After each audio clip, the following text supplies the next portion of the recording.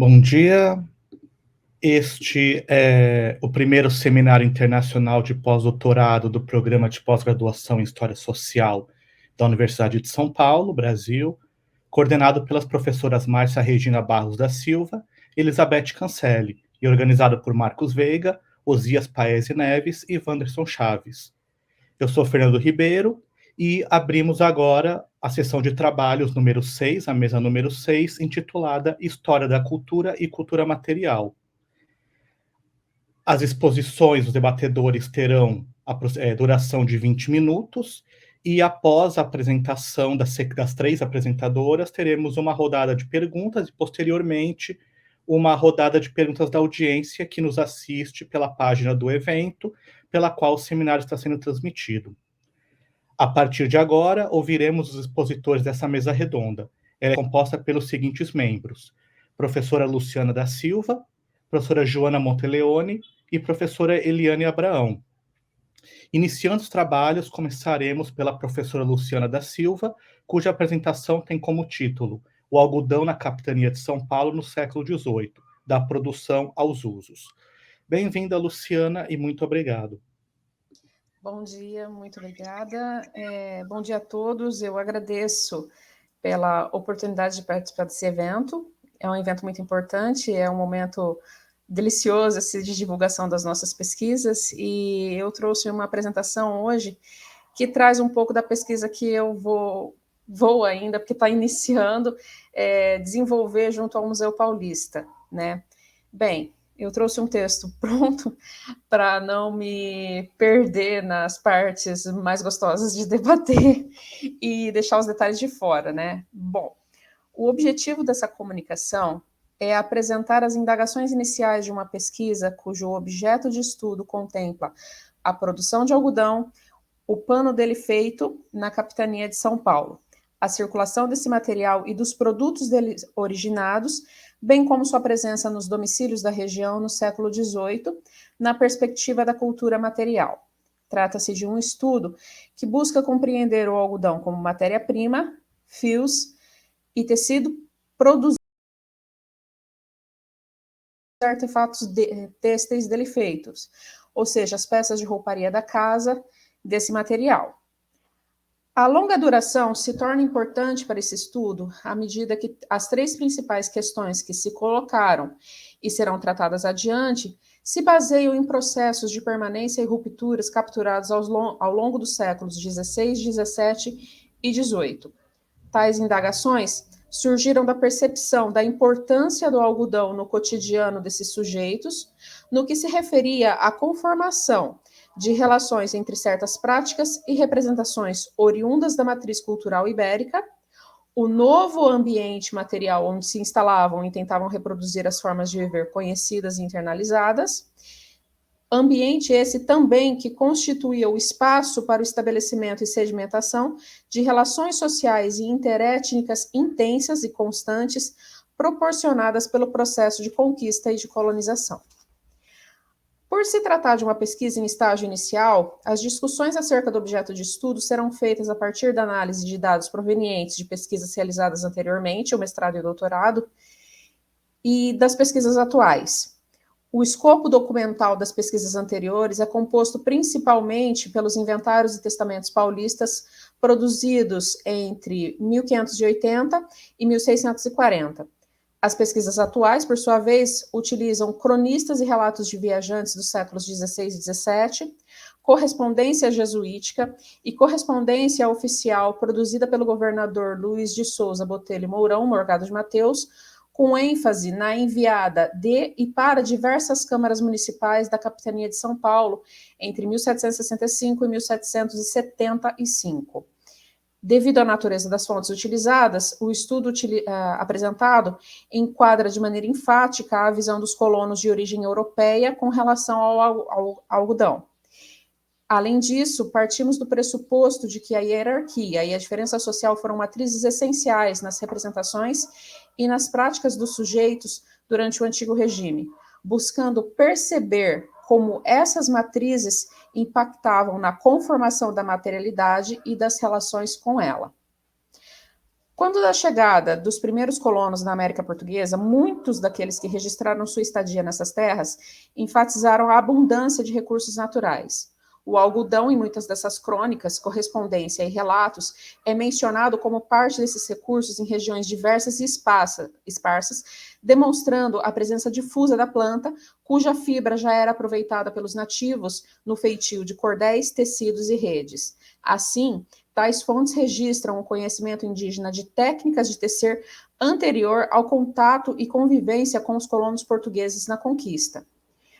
O missionário Jean de Lery escreveu um relato originalmente publicado na França, sob o título de História de uma Viagem Feita à Terra do Brasil, em 1578, sobre o que ele vivenciou numa expedição mal sucedida à França Antártica. Em diversas passagens do seu texto, Delery informou sobre o uso da fibra na produção e uso de artefatos vestimentares e adereços. Os cordéis de algodão, por exemplo, eram empregados na confecção de vestimentas ornamentais, compostas com penas de aves, bem como nos cabelos das índias. A faixa na qual as índias carregavam seus bebês era tecida com algodão, bem como as redes nas quais dormiam. O preparo da fibra do algodão, sua fiação e a tecedura de redes e de pano cabia às mulheres indígenas, cujo método o autor descreve com detalhes. Citando o autor: depois de tirar o algodão dos capulhos, estendem-no com os dedos sem o cardar e o amontoam no chão ou sobre qualquer objeto. Como não usam rocas semelhantes às europeias, prendem os fios à parte mais comprida de um pau redondo, um fuso, entre parênteses, da grossura de um dedo e de um pé de comprimento mais ou menos, com uma espécie de pino de madeira da mesma grossura colocado de través. Rolam depois esse pau sobre as coxas e torcem, soltando-o da mão, como fazem as fiandeiras com as maçarocas, e volteiam no meio de suas casas ou em qualquer outro lugar, obtendo desse modo não só fios grosseiros para as redes, mas também delgadíssimos e bem trabalhados. No texto, é evidente que as técnicas de fiação indígena se diferenciam das europeias pelo emprego de ferramentas distintas, as quais o autor não nomeia, mas descreve, detalhando as fases do processo produtivo, comparando-o com os processos conhecidos previamente provenientes do outro lado do Atlântico. Assim, os detalhes permitem pensar que as diferenças entre as técnicas produtivas poderiam gerar especificidades nos tecidos. E essa seria a primeira indagação a guiar essa pesquisa. Diante desse conjunto de informações, que se repetem em outros textos do mesmo tipo, destaca-se o fato de as índias conhecerem um processo de produção de alguns artefatos têxteis de algodão completamente, desde a extração da matéria-prima à realização do produto final. Nesse sentido, possivelmente existiriam elementos indígenas nas técnicas de tecer utilizadas entre os séculos XVII e XVIII na capitania de São Paulo, bem como em toda a América Portuguesa. Técnicas que foram fundamentais para suprir as necessidades de pano de algodão dos habitantes da região. Na correspondência jesuítica, há importantes registros para o estudo do algodão, assim como nas crônicas e relatos dos séculos XVI e XVII.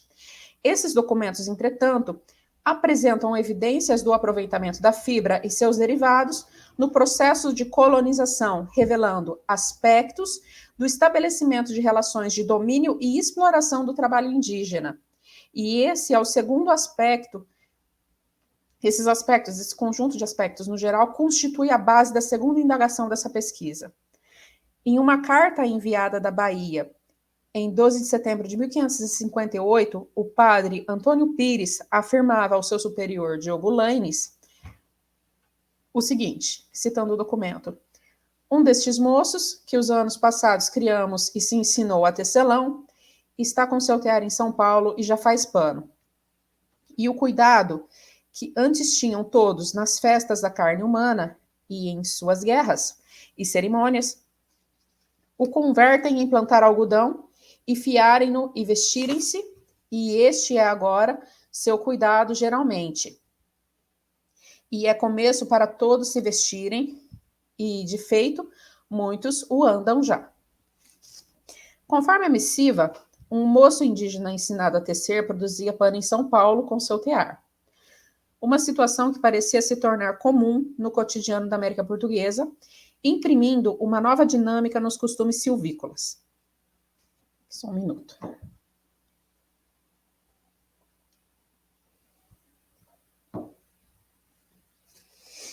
As atividades relacionadas à guerra e às cerimônias dela decorrentes vinham gradativamente sendo substituídas, segundo o excerto, pelo cultivo do algodão, sua fiação e o feitio de tecidos e roupas para vestirem os indígenas.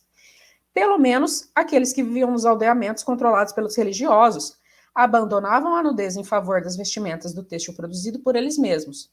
A nova dinâmica cotidiana, marcada pela violência, forçava o abandono de costumes e tradições. Ao contrário do que se observa nos cronistas do século XVI, o cultivo e a tecedura do pano foram transformados pela ação dos missionários em atividades destinadas também aos homens, aproximando-os dos costumes ibéricos. Dessa forma, as técnicas de tecer, possivelmente provenientes do reino, eram ensinadas aos moços, de maneira que tanto homens quanto as mulheres indígenas cabia a produção do pano de algodão. Ou seja, as atividades algodoeiras, elas extravasam o âmbito feminino, atingem o masculino, aproximando esses índios da cultura ibérica, ao mesmo tempo, ao mesmo tempo em que transformam profundamente esse tipo de trabalho, dando um outro sentido subjacente à exploração dessa mão de obra.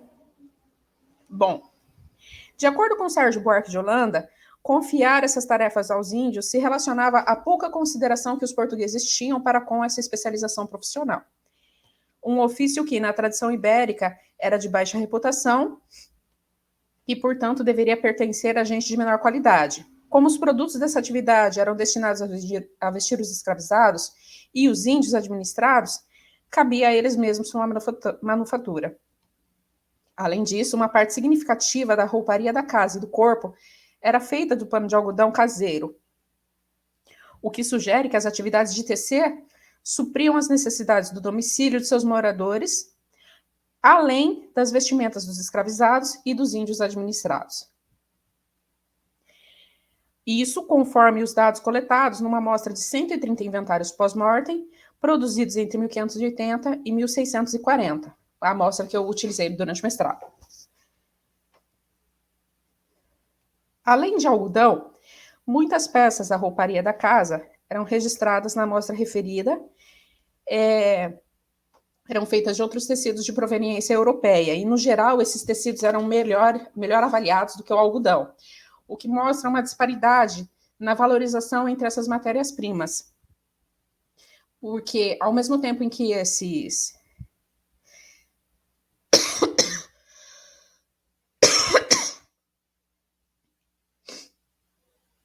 Me desculpa, gente, é uma crise de rinite.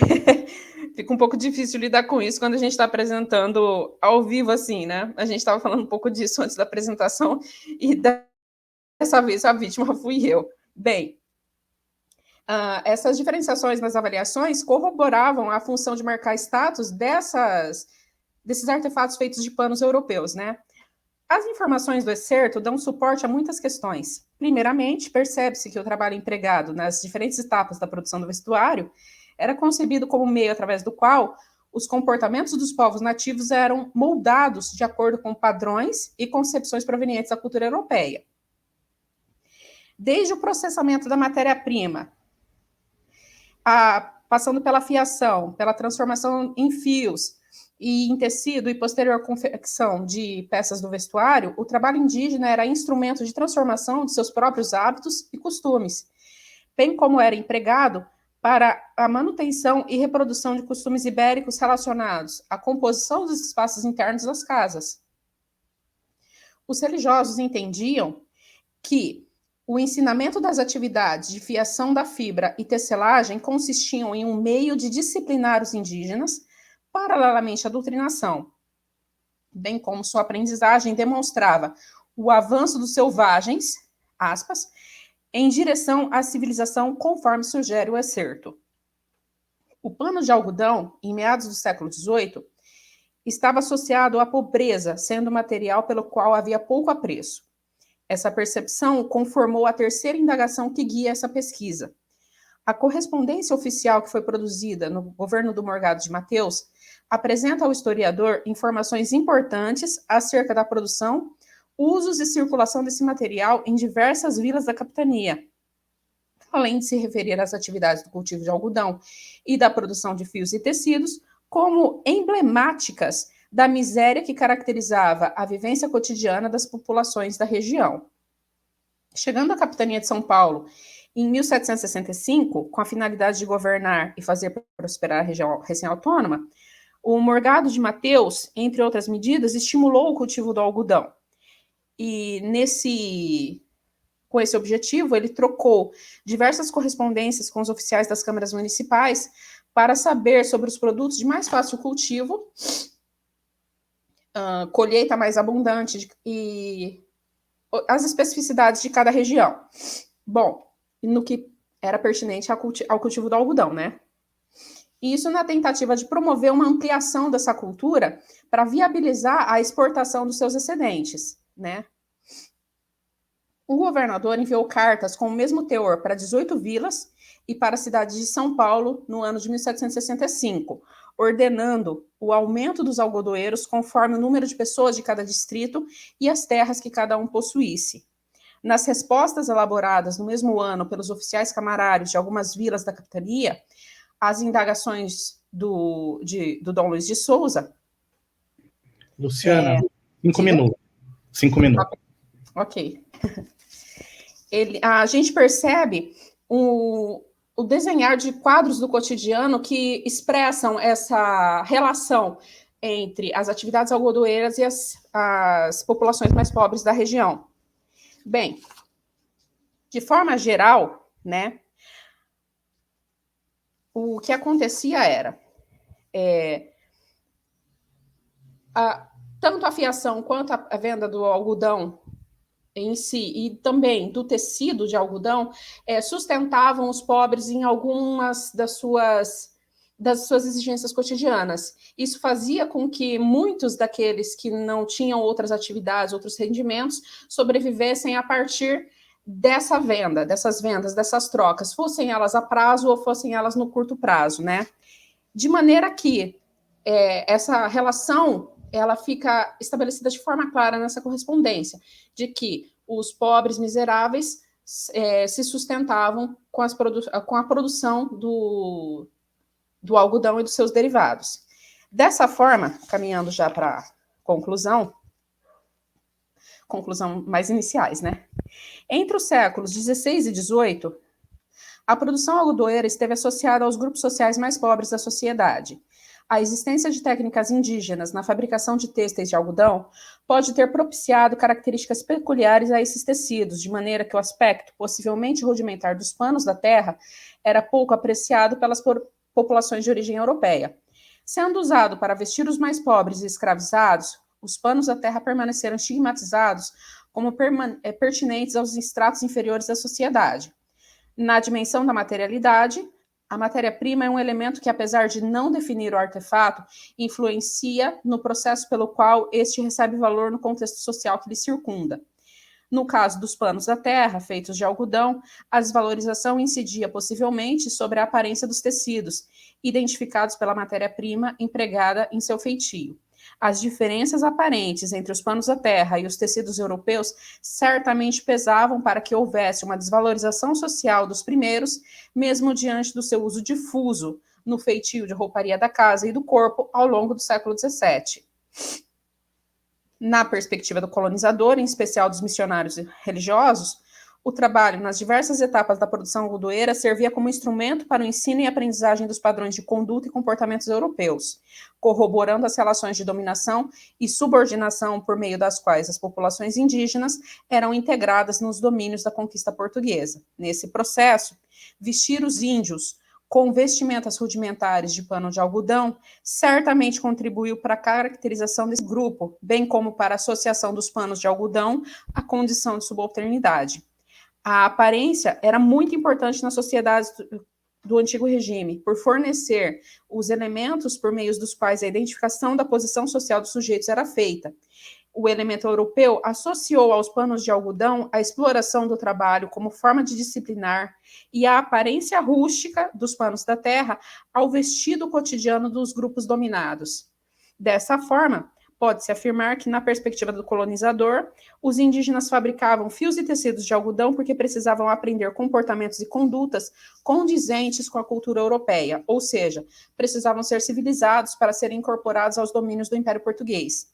Ao vestir o pano rústico que fabricavam, passavam a carregar em seus corpos a materialidade produzida nesse processo, a qual simbolizava esse mesmo processo de integração marcado pela violência, bem como o lugar que estes povos passariam a ocupar na sociedade colonial. No século XVIII, a produção algodoeira correspondia a um conjunto de atividades vinculadas ao cotidiano dos grupos sociais mais pobres. Pela facilidade encontrada em algumas regiões para o cultivo, o plantio era feito nos quintais e matas próximas ao domicílio, originando produtos que atendiam às necessidades domiciliares, de vestuário do corpo e da casa, bem como alimentavam circuitos comerciais, locais e entre capitanias. Essa associação entre produção algodoeira e pobreza pode ser compreendida como fruto da permanência longeva de uma vinculação que surgira como visto em séculos anteriores.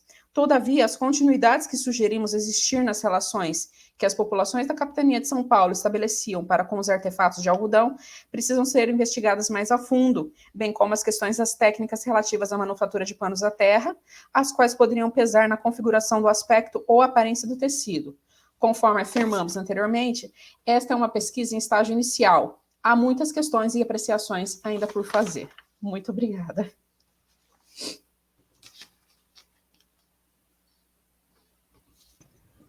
Muito obrigado, Luciana, pela apresentação. Agradeço o cumprimento do tempo, que foi extremamente preciso. Eu ia avisar que o tempo encerrou, você encerrou no momento certo. Muito obrigado. Passamos agora para a professora Joana Monteleone, que apresentará a comunicação, os anúncios sobre as doceiras escravizadas publicadas no Almanac Lemé, 1820-1890. Por favor, Joana. Bom dia a todos. É um prazer estar aqui falando de uma pesquisa que faz parte agora do meu pós-doutorado na cátedra, que é pensar as relações que envolvem o açúcar no século XIX, de produção e consumo. E nessa pesquisa, que já está mais ou menos no meio, né? Eu tive 2 anos de pós-doutorado, que foram renovados agora. Eu sempre me deparo com, apesar de gostar de estudar consumo e tal, eu sempre me deparo com relações de produção que envolvem o objeto que eu estou estudando. Então, eu fiz isso no mestrado, no doutorado, e agora no pós-doutorado.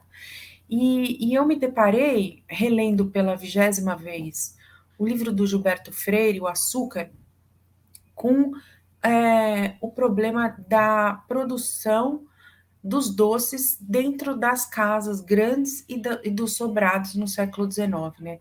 O Gilberto Freire, ainda que ele vá falar das senhoras de engenho, ele destaca que essa produção era feita por doceiras escravizadas.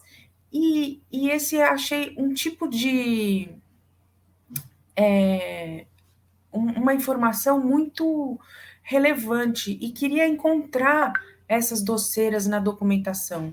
E aí fui olhar tanto o Almanac Laimer como os jornais do século XIX na corte para tentar encontrar as doceiras escravizadas que, no fundo, eram responsáveis pela confecção desses doces. Uma documentação difícil. Encontrar essas mulheres também é muito difícil, porque elas são, na verdade, completamente inviabilizadas e invisibilizadas, na verdade. E esse é eu apresentei um pouco esse tema no Seminário do Açúcar, e eu continuei nele desde, acho que junho, que foi o Seminário de Açúcar, para completar as fontes, e estou no final de terminar esse artigo para o pós-doutorado. Então, eu vou ler o que eu escrevi, que é esse tema sobre as doceiras escravizadas, né? No dia 24 de abril de 1849, uma terça-feira, o senhor José Boá Leiloeiro colocou ao meio-dia no pregão a escrava Emília Moçambique, que tinha os seguintes atributos: era lavadeira, engomadeira, costureira, cozinheira e doceira. O anúncio saiu no Correio Mercantil Instrutivo Político Universal do Rio de Janeiro, no seu ano sexto. Anos depois, em 16 de maio de 1878, em Vassouras, no interior do Rio de Janeiro, vemos o leilão da Gertrudes. O doutor Antônio Fernandes Moreira, juiz municipal dessa cidade de Vassouras, fará este leilão de escravos. Entre vários anúncios públicos estava Gertrudes, crioula, engomadeira e doceira, 23 anos, um conto e 400 mil réis. Emília e Gertrudes tinham um atributo que se repetiam e se multiplicaram nos anúncios de jornais de vendas de mulheres escravizadas para o serviço doméstico no Brasil. Ambas eram doceiras. Ser doceira, então, era um atributo anunciado nas inúmeras páginas de jornais e almanaques, com a compra, venda e aluguel de escravas para os serviços domésticos no Brasil. Entender os pontos do açúcar, saber refinar esse açúcar, fazer doces ou compotas de frutas, ou mesmo iguarias estrangeiras, era uma qualidade para as escravas domésticas que trabalhavam nas cozinhas das casas grandes ou sobrados. Ser doceira era mais do que apenas ser cozinheira. Isso ficava explícito nos anúncios que procuravam mulheres com esses conhecimentos. Para essa pesquisa foram consultados o Almanac Laimère e os jornais do Rio de Janeiro, que estão na hemeroteca digital da Biblioteca Nacional entre as décadas de 1820 e 1890, ou seja, da independência à abolição da escravatura. Os anúncios que mencionam doceiras escravizadas cresceram com o tempo, bem como o número de jornais que os publicavam. A evidente importância da escravidão nas cidades pode ser percebida pela quantidade de anúncios publicados, bem como a importância da escravidão doméstica para a vida urbana. Percebe-se também que os ofícios ligados à vida doméstica passaram a ter uma especialização: cozinheira, doceira, mucama.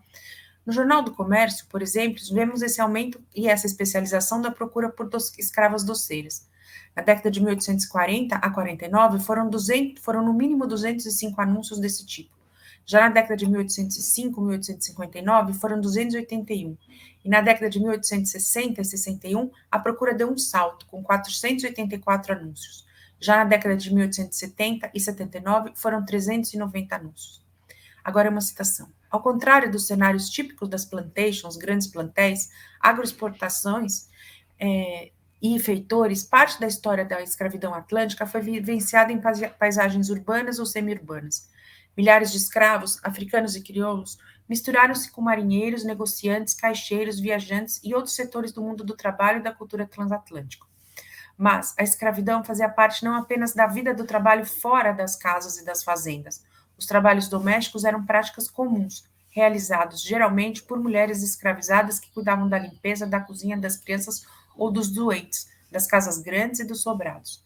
Ao longo do século XIX, percebe-se, por meio de anúncios de jornais publicados na corte, que o atributo de doceira para mulheres escravizadas cresceu conforme as cidades se expandiam e mais serviços eram requisitados.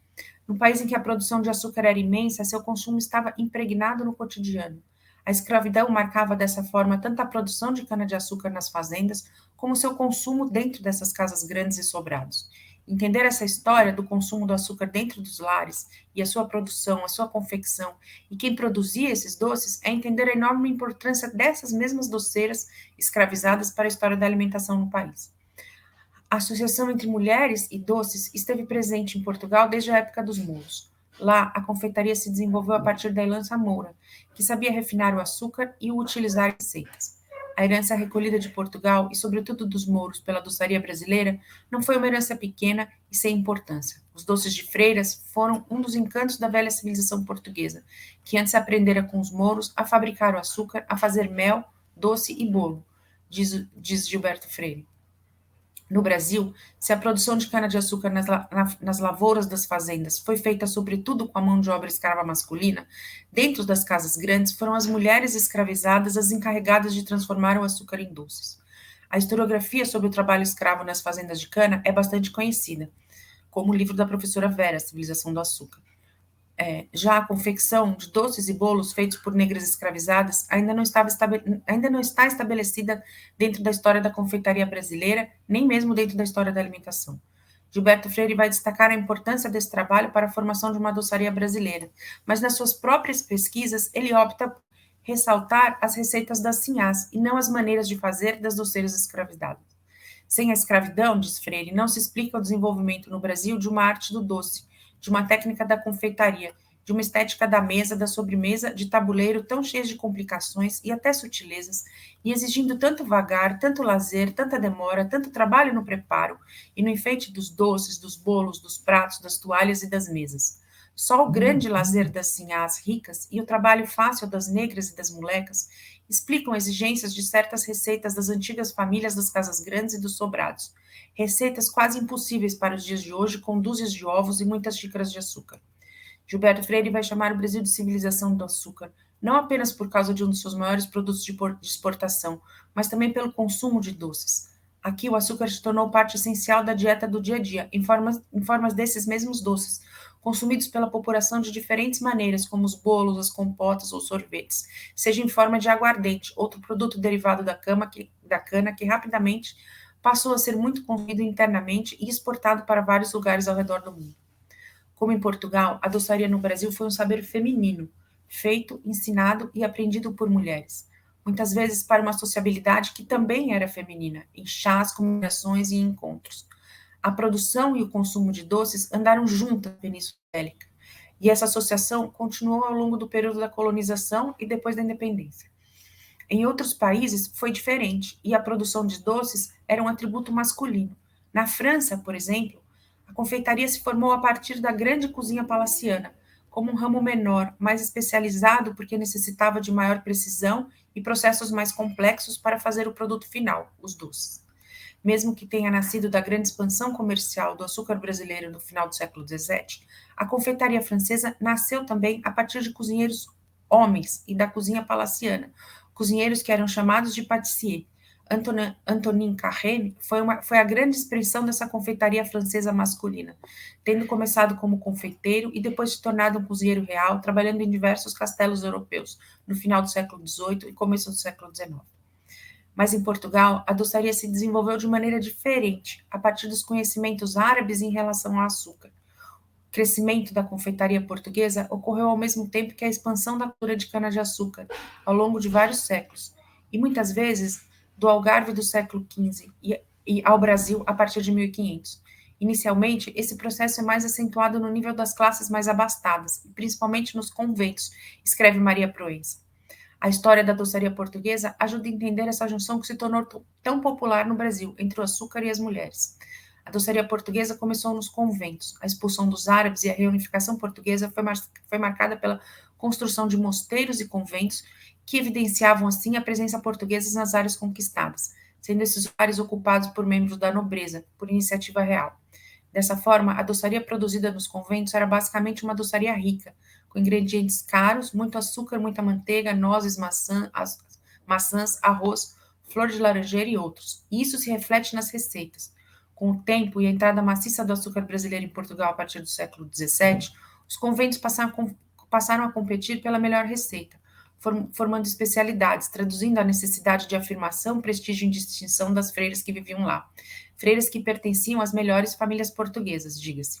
Frutas e açúcar, em forma de compotas, confeitos ou geleias, vieram da tradição portuguesa, transplantadas para o Brasil logo no começo da colonização. Dessa forma, foi no decorrer do século XVI que a demanda pelo açúcar cresceu exponencialmente, ocupando um espaço cada vez maior entre os vendedores de especiarias. Diante de tal crescimento da demanda, não é surpreendente que um dos primeiros cuidados dos descobridores da América tenha sido levar para o Novo Mundo mudas de cana-de-açúcar, assim como materiais técnicos destinados à fabricação dessa mercadoria. Diz Alain Lamps, né, no seu texto As Bebidas Coloniais. No Brasil, durante o período colonial e mesmo depois no Império, os conventos foram mais raros, assim como as mulheres brancas para casar.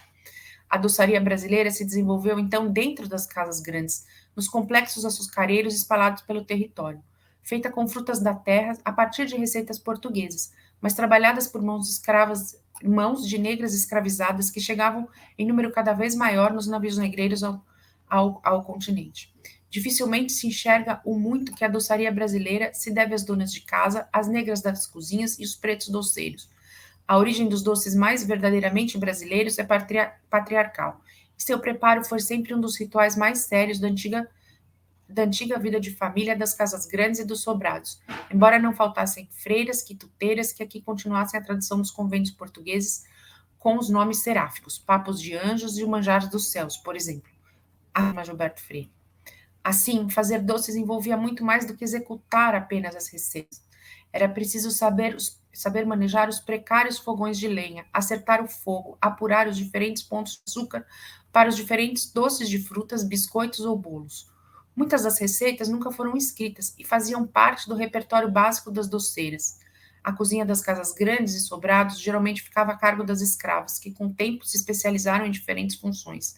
Ser doceira, como vemos nos anúncios dos jornais cariocas do 800, passou a ser um atributo da mulher que estava sendo vendida. José de Alencar, em O Tronco do Ipê, descreve uma doceira e seu ofício na casa grande. Florência, a doceira famosa da cidade. Incumbida de um tacho de cocada que fervia na cozinha, ela assomara a porta da copa com a colher de pau em mão. No caso das doceiras escravizadas, que trabalhavam açúcar nas cozinhas para fazerem sobremesas, merendas ou quitandas, o nível de conhecimento para realizar as tarefas passou a ser cada vez mais especializado.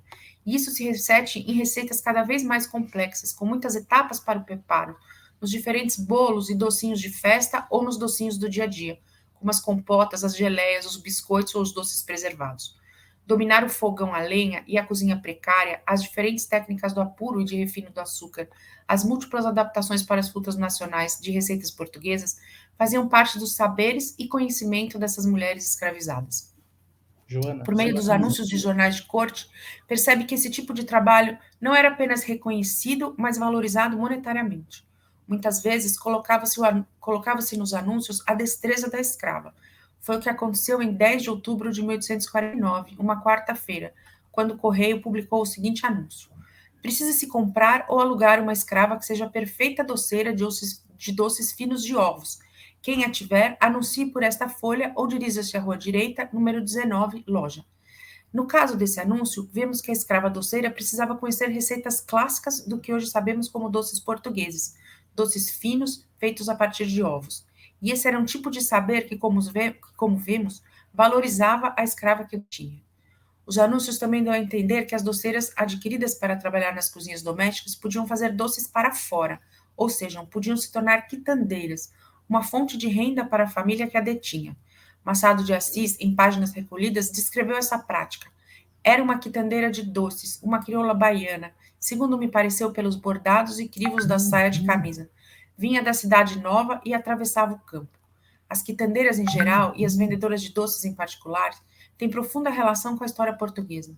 Em 1644, os confeiteiros oficiais de Lisboa reclamavam que existia mais de 200 mulheres de má fama, sem temor nas pernas, que andavam publicamente vendendo os doces pela cidade, sem peso e falsificados, por casas de jogos, sem nisso haver remédio algum. As quitandeiras trabalhavam em Portugal como uma espécie de maneira de se resolver o complexo sistema de abastecimento informal das cidades no século XVI e o trabalho das mulheres livres e pobres. Elas passam a ter a mesma função no Brasil colonial, que englobavam senhoras, mulheres pobres livres, escravas e negras forros. Mas ser quitandeira passou a ser um trabalho de mulheres geralmente bem pobres e sem renda durante a colônia e boa parte do império. Algumas delas conseguiam estabelecer redes de vendedoras e o seu próprio comércio prosperou, como mostra Richard Graham em Alimentar a Cidade. Negros e negras de ganho eram uma das principais formas de se organizar o trabalho escravo nas cidades. Aos homens escravos de ganho estavam reservados ofícios como sapateiros, pedreiros, carpinteiros, jardineiros e outros trabalhos manuais. Já as mulheres, além do trabalho doméstico, elas eram lavadeiras, costureiras, doceiras ou quitandeiras. O escravo de ganho geralmente trabalhava nas ruas e levava para o patrão o que conseguia amealhar no dia. Muitas vezes ele tinha um mínimo a ser cumprido e uma parte do rendimento podia ficar com ele mesmo. Maria Odila Leite da Silva Dias mostra os elos elásticos entre a rua e a casa. Entre a casa e a rua havia um desdobramento contínuo de dependências mútuas, que tecia e enredava um no outro o domínio do privado e do público. de modo que o nexo orgânico da senhora escrava foi se diluindo com a urbanização, no comércio local, a refletir a dependência de elos que uniam entre si, nas fibras das classes dominantes, mulheres livres e empobrecidas, escravas e forras. Machado de Assis, mais uma vez, nos remete à mesma ideia, quando escreveu em Memórias Póstumas de Brás Cubas. Era filha de uma mulher que fazia doces para fora. Perdeu seu pai aos 10 anos. Já então ralava coco e fazia não sei quantos trabalhos de doceira, compatíveis com a idade. Adquirir no mercado de escravos uma negra que pudesse fazer doce ou fazer doces para vender para fora, ou mesmo ser alugada por alguém, podia ser um negócio muito lucrativo que ajudaria na renda familiar. As escravas também valiam mais por seus conhecimentos no refino do açúcar. Existiam vários tipos de refinos do açúcar, do vermelho, consumido por pobres e trabalhadores, ao branco, destinados aos ricos. Muitas vezes era preciso refinar o açúcar em casa, e isso era feito na cozinha, por doceiras escravizadas especializadas. Podemos ver, por exemplo, um anúncio no Diário do Rio de Janeiro, de 26 de outubro de 1830, um sábado. Vende-se uma crioula vistosa, com habilidades seguintes: perfeita costureira e engomadeira, lavadeira de barrela, sabão, cozinheira e até de forno. É boa doceira e refina açúcar, em tudo sendo uma excelente mucamba e sem defeito algum, e sadia. A quem pretender, dirija-se à Rua das Violas, 159. As relações entre patrões, patroas e escravos eram marcadas pela violência, característica do sistema escravista. O fato dessas mulheres escravizadas serem valorizadas nos anúncios de jornal não significa que elas não sofressem violência no cotidiano. Assim como os escravos da lavoura de canas que eram castigados de maneira violenta dentro das casas grandes, dentro das cozinhas dos sobrados e casas grandes, acontecia o mesmo. Machado de Assis, em Memórias Póstumas de Brás Cubas, explicita a violência no trato com as trabalhadoras domésticas. O narrador, ainda criança, conta suas travessuras. Desde os 5 anos, merecera eu a alcunha de menino diabo, e verdadeiramente não era outra coisa. Fui dos mais malignos do meu tempo, arguto, indiscreto, traquinas e voluntarioso. Por exemplo, um dia quebrei a cabeça de uma escrava, porque me negaram uma colher de doce de coco que estava fazendo. E não contente com o malefício, deitei um punhado de cinza ao tacho, e não satisfeito na travessura, fui dizer à minha mãe que a escrava quis estragar o doce por pirraça, e eu tinha apenas 6 anos. E aqui eu gostaria de terminar dizendo que, ao contrário do que fez a historiografia tradicional, do que fez crer a historiografia tradicional, fazer doces no Brasil escravista era tão violento quanto trabalhar na lavoura. E assim eu termino a minha comunicação. Um pouco antes. Faltando 1 minuto. Muito obrigado, Joana, pela excelente comunicação, pelos elementos realmente instigantes. Eu estava anotando várias questões, até já me perdi Gostou, Fê? nos elementos perfeitos. A Luciana também, acho que tem um diálogo muito interessante. Super. Passamos agora, então, para a terceira comunicação dessa sessão, com a professora Eliane Morelli Abraão, que fará a apresentação A Estética dos Sabores e do Poder, os cardápios da coleção Washington Luiz Pereira de Souza. Eliane, você tem 20 minutos. Muito obrigado. Obrigada. Deixa eu compartilhar com vocês. Vamos ver se eu me saio bem aqui com a tecnologia.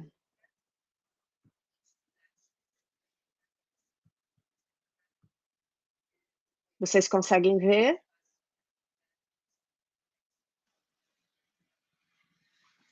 Ok, Fernando? Bom, vamos lá. Bom dia a todas, todos e todes.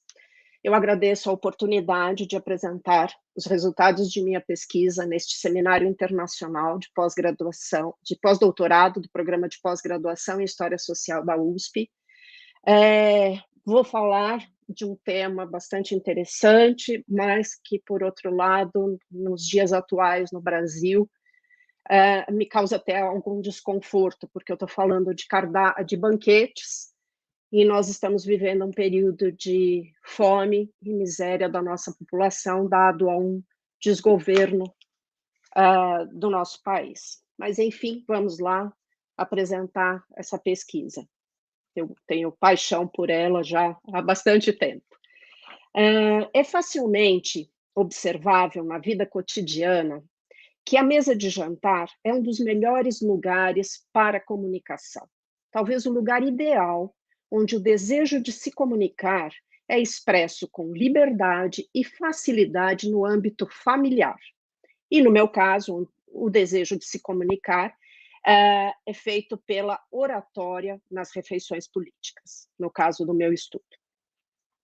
A comida é um símbolo de representação que pode ser usada para comunicar ideias, práticas e identidades. Ela realça as diferenças entre culturas e classes sociais, ao mesmo tempo em que reforça uma determinada identidade cultural. Nas palavras de Massimo Montanari, a cozinha tem sido equiparada à linguagem. Ao considerar que a linguagem alimentar serve como um léxico político, nesta comunicação apresento o quanto suas dimensões simbólicas e identitárias são importantes na formação das relações diplomáticas e do engendramento político no Brasil nos primeiros anos da República, 1889-1930, trazendo detalhes da visita da família real belga ao Brasil em 1920. Então, eu vou trazer um exemplo dentro de toda a minha pesquisa.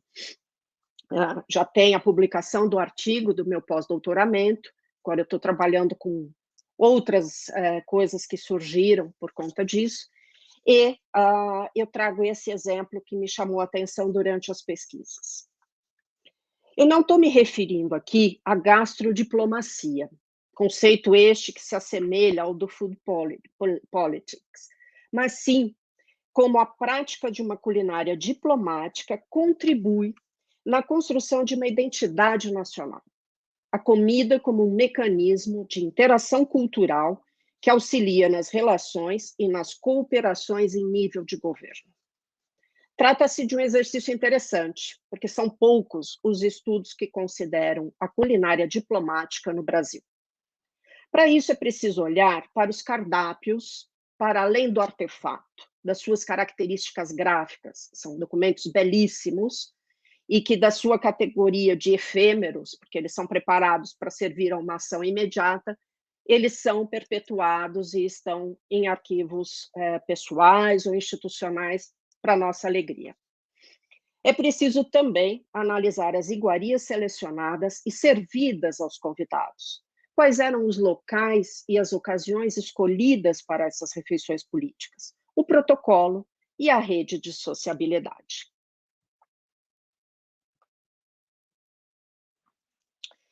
Minha pesquisa tem como fonte principal a coleção Washington Luiz, sob a guarda do Museu Republicano de Itu, pertencente ao Museu Paulista da USP.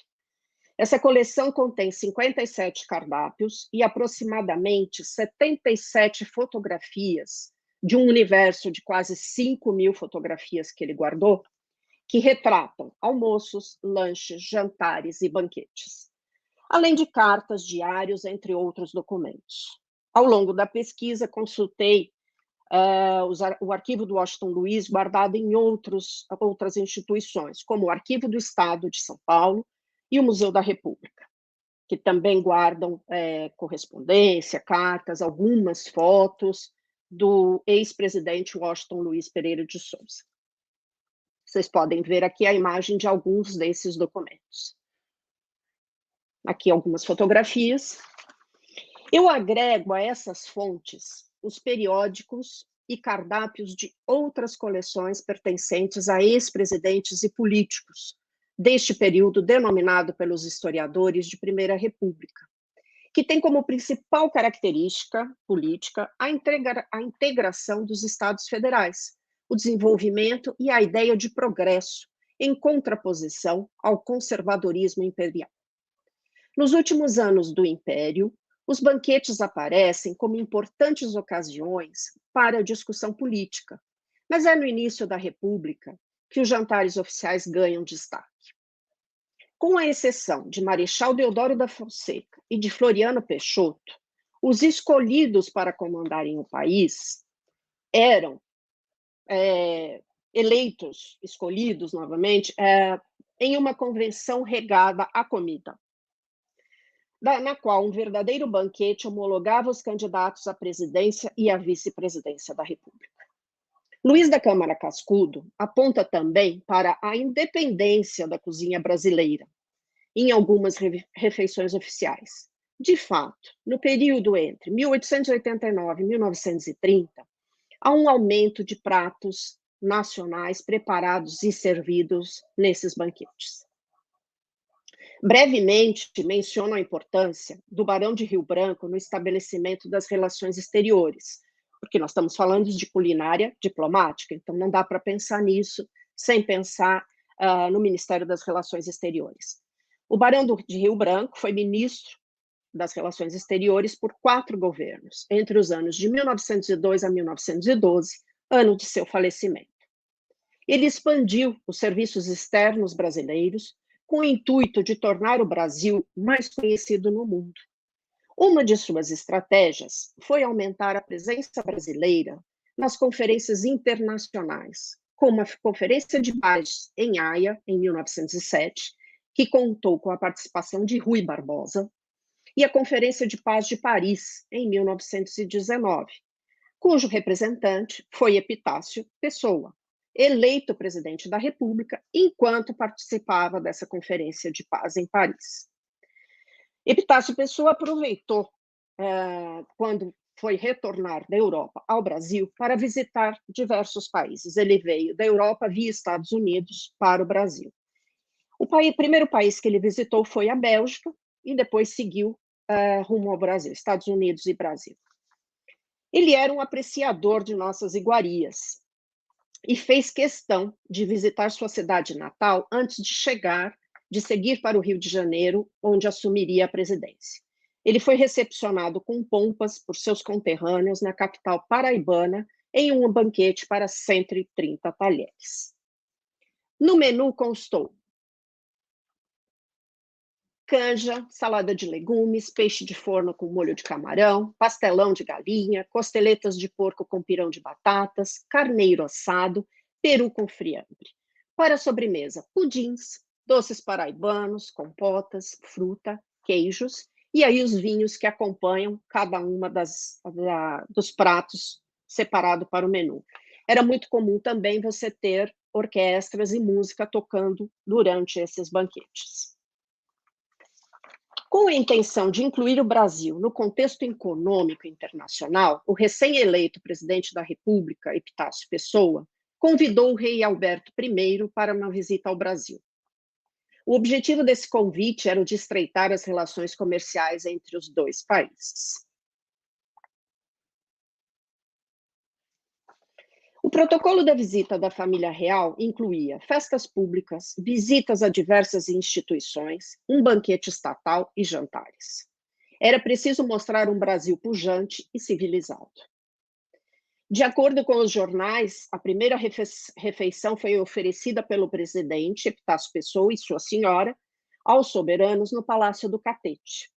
No jantar íntimo, saborearam sopa de milho, peixe, filé mignon, legumes, aspargos, carne assada, galinha, salada e morangos na sobremesa. Para o banquete de gala, o cardápio seguiu o modelo francês, majoritário na culinária estatal. Antes de passar ao menu do banquete, o protocolo da visita do rei, isso foi feito em formato de folheto, e isso era divulgado tanto por esse documento, esse folheto que os convidados receberam, como também pelos periódicos da época. Vejamos no banquete oficial qual foi o cardápio.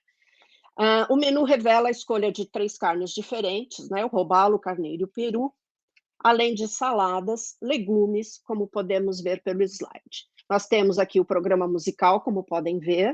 Começa com o Guarani, do Carlos Gomes, e finaliza também com o Eslávio Schiavo, do Carlos Gomes.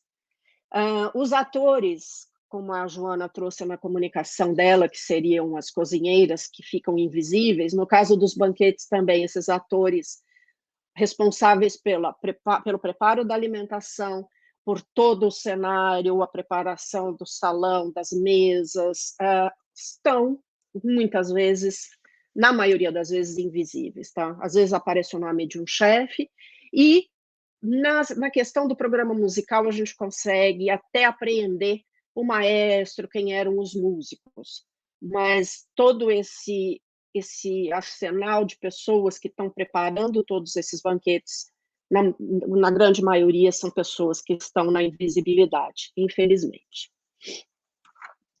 A mesa brasileira, nesse período de estudo, ainda estava para ser consolidada, né? Mas o rei Alberto I manifestou interesse em conhecer nossa gastronomia. Na época, o Jornal do Brasil, que noticiou que o rei havia manifestado o desejo de saborear um prato que fosse genuinamente nacional. Fato totalmente compreensível, observa o Jornal do Brasil, abre aspas, dada a monotonia dos cardápios geralmente servidos nas mesas de luxo.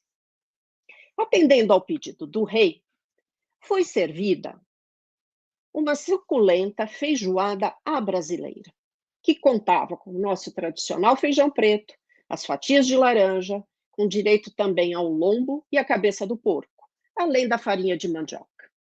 Sobre esse episódio, o jornal A Noite e o jornal A Gazeta de Notícias acrescentam que não faltou nem o Paraty, ou seja, a célebre aguardente fluminense, vendida em vários pontos do Brasil desde o Império.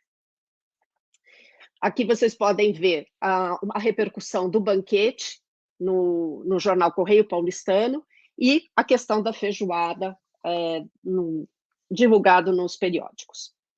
Eu concordo com a Maria Eunice Maciel de que a feijoada ficou estabelecida como um prato nacional, porque existe em todo o país e representaria, no plano da comida, a nacionalidade, uma identidade brasileira. Eu incluiria nesse rol a galinha ao molho pardo, que encontramos em diferentes partes do Brasil com diferentes nomes. Mas essa é uma questão que daria uma outra comunicação e não cabe aqui discutirmos com profundidade isso.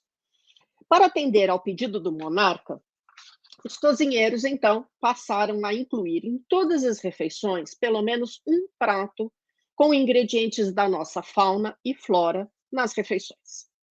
Depois da feijoada, o rei Alberto I, família e comitiva saborearam camarão com chuchu, que, segundo o Correio da Manhã, o rei teria ficado encantado com o legume, e com as frutas nacionais, principalmente laranjas, maracujá e mamão. Os menus seguiram incluindo um prato nacional nos almoços e jantares, como eu disse. São eles: cozido à brasileira, macuco à brasileira, língua do Rio Grande com feijão branco, peixe ensopado à brasileira, leitão assado. No Rio de Janeiro, os cardápios foram planejados pelo senhor Elisário Silva, do Hotel dos Estrangeiros, de onde foi fornecidas refeições à família real. Os soberanos belgas ficaram hospedados no Palácio da Guanabara e, durante a estada da família na cidade, esse hotel ficou encarregado de fornecer as refeições. O interesse da população pela rotina da família real chegou ao detalhe de acompanharem diretamente o que era preparado para os almoços íntimos dos visitantes. Na ocasião, os visitantes conheceram não apenas o Distrito Federal, Rio de Janeiro, a capital, mas seguiram acompanhados pelo presidente da República para Minas Gerais e São Paulo. Eliane, em Minas Gerais... Desculpa interromper, 5 minutos. Tá. Em Minas Gerais, o presidente do Estado, Arthur Bernardes, e Washington Luiz, no caso de São Paulo, desdobraram-se na recepção de Vossas Majestades e seus acompanhantes. O intuito era atrair investimentos para o Brasil, e isso foi atingido em 1921, um ano depois, com a criação da Companhia Belgo-Mineira. Portanto, o intuito de Epitácio Pessoa, com a visita do rei, surtiu efeitos. A permanência em terras mineiras foi breve, o que gerou um protocolo menor. Para o primeiro dia do programa estavam acertadas algumas visitas e no banquete oficial, nesta ocasião, foi preparado para 40 talheres. No dia 5 de outubro, já perto das 8 horas da noite, os soberanos belgas finalmente chegam à Estação da Luz em São Paulo. Foram executados os hinos nacionais e formado o cortejo em direção à Chácara Carvalho, onde ficariam hospedados os monarcas e sua comitiva, e o presidente da República, Epitácio Pessoa, e a esposa ficaram hospedados no Palacete Martinho Prado. O protocolo para a visita em São Paulo foi pensado detalhe a detalhe, conforme podemos ver nesse manuscrito, exposto no slide. Assim, para o primeiro dia em São Paulo, estava programado um jantar e recepção oficial, oferecido pelo presidente do Estado no Palácio dos Campos Elíseos. Depois visitaria o Quartel da Luz, onde seriam realizados exercícios pelas forças da infantaria e cavalaria, a Escola de Educação Física, ao Instituto Butantan, a Escola Normal, enfim, diversas, além de um concerto no Teatro Municipal, realizado por coros escolares. O regresso à capital federal seria feita depois de uma passagem por Santos. O banquete de gala em São Paulo aconteceu no Palácio dos Campos Elíseos e o prato principal foi supreme de garopa. A mesa montada em formato de U estava artisticamente decorada. Os convidados saborearam canapé moscovite, creme de volaille, supreme de garopa, sauce hollandaise, medalhon au premier, asperges de sauce, aspargos, perua brasileira, rambon de York, e para sobremesas, farte, drepot imperial, um doce português, a farte, bem casados, bomba, corbelle de frutas, café. Em São Paulo, Sua Majestade saboreou ainda, como podemos ver aqui, a paçoca com banana é um dos exemplos, paçoca com bananas, palmito com molho branco, sopa de cará com picadinho, lombinho branco à mineira, filé de bijupirá ao molho branco e robalo à baiana com pirão. Neste dia do robalo à baiana com pirão, foi ao som de uma orquestra cigana. Ele seguiu rumo a Ribeirão Preto, ficou na fazenda do Martinho Prado, e também depois o seu último almoço foi em Santos, no Hotel Parque Balneário. Nesta ocasião, no Parque Balneário, o chefe preparou nada mais, nada menos do que, para a sobremesa principal, uma omelette en surprise. No momento em que serviram o rei, voou de dentro desta iguaria um tia-fogo, um pássaro da nossa fauna. Enfim, para finalizar, não quero esgotar o tempo, o que nós vemos é que as escolhas que revelam uma oposição ao modelo da gastronomia francesa, muito praticada nas refeições preparadas e consumidas nas capitais dos estados, se difere quando você viaja por outras regiões e por outras cidades brasileiras. O aumento de pratos com ingredientes nacionais e de iguarias locais para compor os cardápios das refeições cerimoniosas seria o início de uma cozinha brasileira nos banquetes oficiais? Os exemplos encontrados na coleção Washington Luiz confirmam que sim. Eu posso confirmar isso a partir da pesquisa. O percurso feito por Washington Luiz Pereira de Souza ao longo de sua carreira como estadista visibilizou a geografia alimentar em diferentes pontos do Brasil. Ficam evidentes as interações culturais, as relações entre diferentes grupos e a introdução de novos pratos e de novos costumes alimentares. Se, por um lado, há permanências, como é o caso do peru, que ao lado do rambon de York, um presunto defumado importado da cidade de York, eram amplamente consumidos, de outro, há a inserção de novos sabores, como o pirão, o churrasco, o tutu de feijão, a sopa de tartaruga, a carne do sertão, o virado paulista, o camarão com coco à nordestina, o queijo do sertão, a galinha ao molho pardo, o macarrão à italiana, o nhoque, entre outros. Pode-se dizer que a comida e a política caminham juntas na construção de uma ideia de nação e identidade nacional. E é utópico pensar em uma cozinha brasileira única, seja pela dimensão continental do Brasil, seja pela riqueza de ingredientes e especificidades das culturas locais. Eu costumo dizer que nós temos várias cozinhas brasileiras que se interagem e se ressignificam. Eu agradeço a oportunidade, aqui tem algumas referências e o meu e-mail. Obrigada.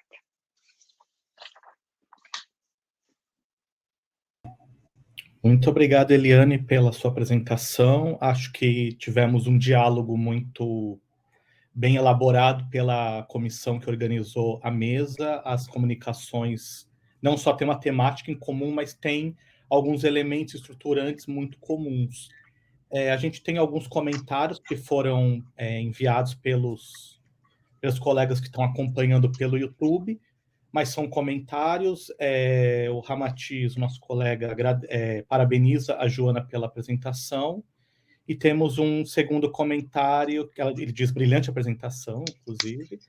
Temos um segundo comentário mais geral, que não tem autoria, que diz conteúdos riquíssimos, e menciona o entrelace maravilhoso dessa mesa em relação à questão dos invisíveis, que deixaram legados tão importantes para nós. Eu acho que fazendo essa amarração das três comunicações. Para a gente ter uma dinâmica mais intensa, já que a gente tem aproximadamente 50 minutos de debate, eu iria sugerir a gente fazer inicialmente uma primeira rodada de perguntas e comentários, e assim estimular também a participação de quem está nos acompanhando pelo YouTube. A gente faz a primeira rodada entre as apresentadoras. Eu utilizo a minha posição privilegiada de mediador para iniciar alguns comentários gerais, que eu teria vários comentários, mas eu acho que eu vou fazer comentários mais gerais e mais amarrando a mesa justamente para fomentar o debate. Agradeço a todas as apresentações, isso acho que não é pouco dizer, foram extremamente precisas, extremamente instigantes. Eu começo com a Luciana e eu queria apontar um elemento. A gente tem, na verdade, 3 momentos de pesquisa, só pesquisa no início, da Joana na etapa intermediária e da Eliane na etapa mais finalizada, mais consolidada. Eu acho que é interessante também essa dinâmica para mostrar a pesquisa de pós-doutorado a partir de uma dinâmica de construção contínua, não necessariamente de um objeto acabado. Acho que é um elemento também que foi uma coincidência, mas acabou sendo o elemento que me saltou a atenção. Em relação à Luciana, eu acredito que é muito interessante o ponto que você coloca em relação às técnicas indígenas e essa apropriação.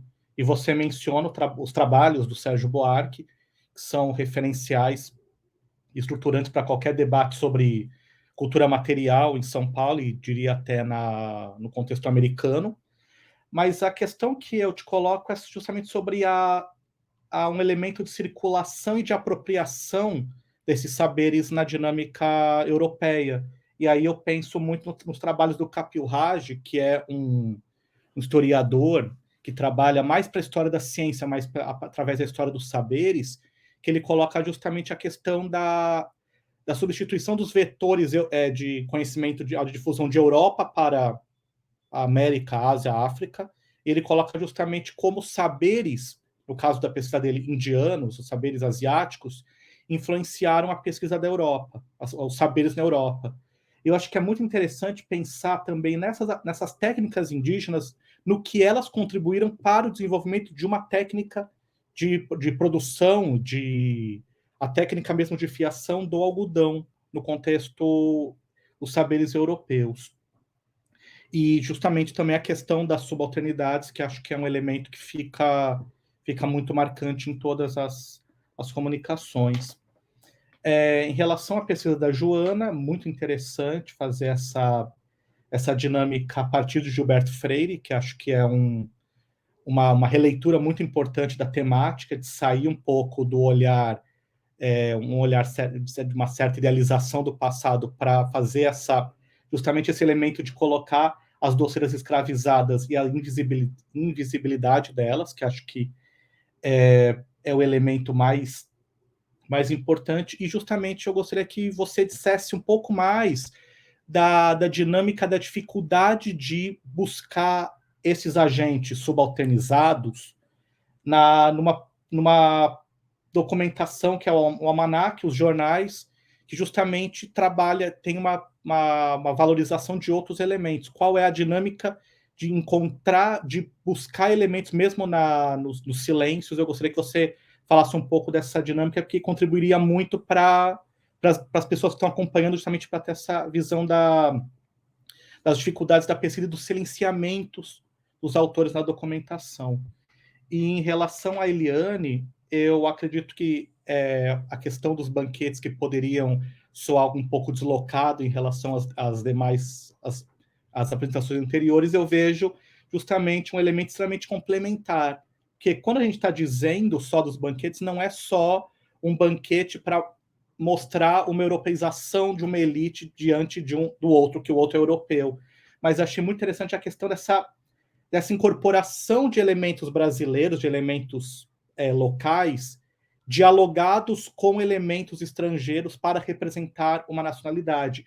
E eu gostaria que você explicasse um pouco mais, aprofundasse mais em relação justamente a essa mediação. Eu anotei a palavra mediação, porque eu vejo que são, nesse momento que a gente está falando de uma consolidação da República, de uma consolidação de relações diplomáticas, como se deu essa incorporação de saberes populares, entre aspas, e como se deu essa roupagem para mostrar o Brasil como se fosse uma institucionalização de saberes populares voltados, por exemplo, para impressionar europeus, impressionar grandes potências. Então, é justamente essas dinâmicas que interagem.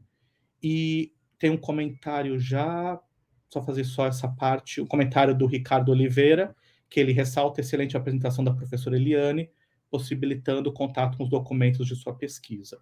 E acho que agora a gente pode fazer uma primeira rodada, se alguém tiver inscrito para fazer comentários, e eu faço a organização. Alguém quer fazer o primeiro comentário? A gente faz uma inscrição da primeira rodada.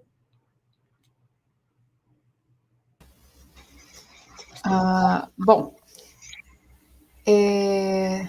respondendo ao comentário do Fernando, a pesquisa está realmente no estágio inicial e é interessante observar, né, a riqueza e como vai ganhando corpo as nossas conclusões, as nossas interpretações conforme vai passando o tempo da pesquisa. De fato, é fascinante perceber, né, que na pesquisa da professora Joana, a gente tem uma densidade, essa palavra, tem uma densidade muito grande. Foi uma apresentação de 20 minutos, mas foi riquíssima. E aí veio a professora Eliana, que já está com a pesquisa quase no final, e deu também um show apresentando uma série de informações, também bastante ricas. Bem, com relação aos apontamentos específicos do Fernando, pensando na questão das técnicas indígenas, eu observei o seguinte, isso é uma coisa que me instigou antes mesmo de fazer o projeto. Quando eu comecei a pensar nas questões do algodão, já na pesquisa de doutorado, eu comecei a observar que, apesar de o algodão ser um elemento bastante presente nos inventários, nos testamentos paulistas principalmente, os de Minas um pouco menos, mas também tem, principalmente na composição da rouparia da casa, tem bastante artefato de algodão da terra, mas quando eu comecei a pensar a respeito do algodão, comecei a perceber o seguinte, esse algodão, esse pano de algodão é feito aqui, né, tanto é que ele recebe a complementação da terra, né, algodão da terra. Então, mas aí eu comecei a me questionar, porque isso não fica muito claro nos inventários, a menos que a gente trombe um escravo tecelão ou um indígena administrado que também seja tecelão, né? A gente começa a desconfiar de onde vem esse algodão, né? Que a gente começa a pensar pelos sinais dos inventários, que foi a primeira fonte na qual eu observei essa questão das técnicas. Quem faz esse algodão? É algodão da terra, mas quem faz? Que tipo de valorização? E aí a gente vê na obra do Sérgio Buarque de Holanda que, apesar de ser feito pelos indígenas e de ser um ofício bastante desvalorizado, é algo que está presente tanto na rouparia do corpo, quanto na rouparia da casa, em todos os níveis de fortunas possíveis. Quando a gente vai observar nos inventários e nos testamentos, a gente acaba trombando com esse tipo de dado.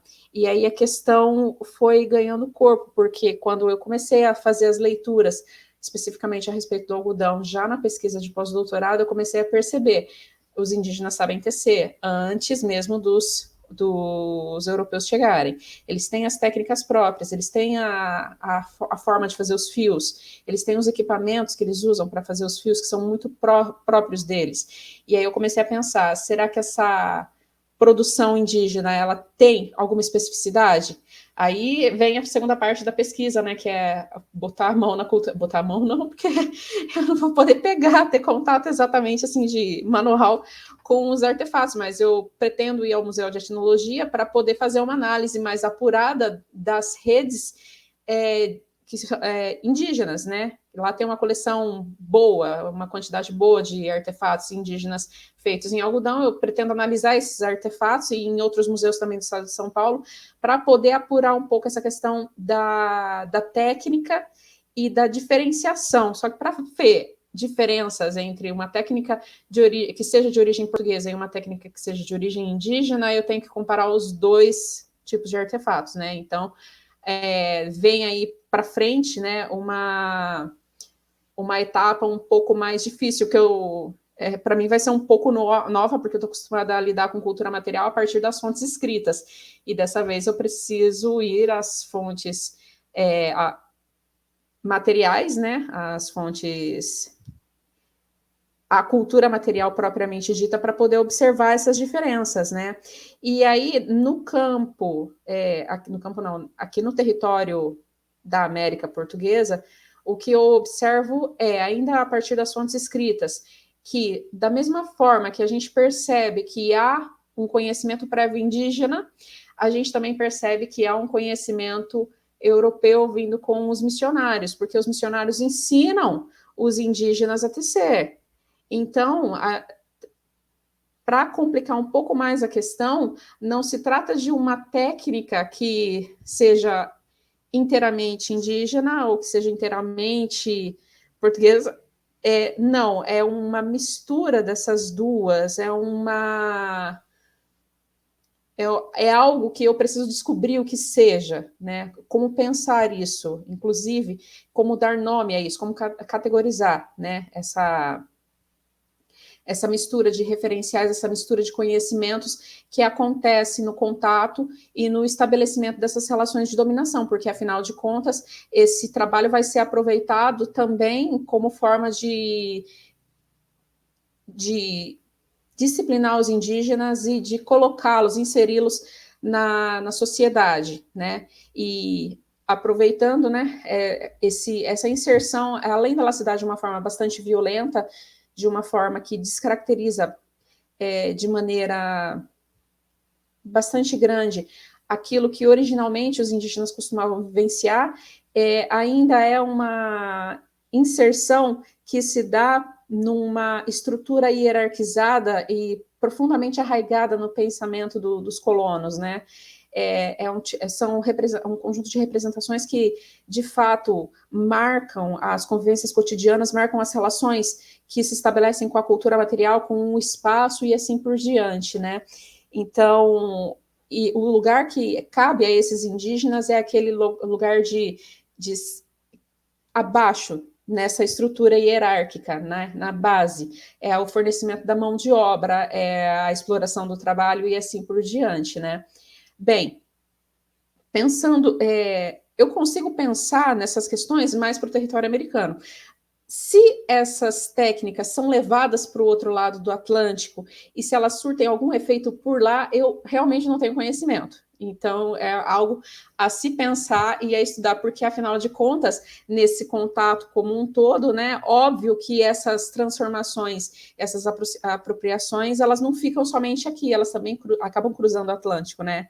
E isso, de fato, é algo interessante e novo, que eu não tinha pensado ainda, mas que me deu algumas ideias boas, Fernando.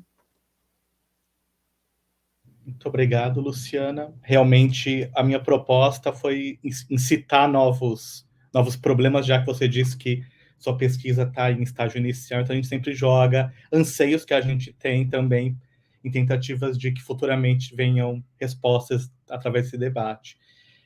A professora Joana tem algumas perguntas, eu acho que a gente poderia fazer a seguinte dinâmica: ela responde o comentário que eu fiz e ela pode já fazer as perguntas para a Luciana e para a Eliane, tudo bem?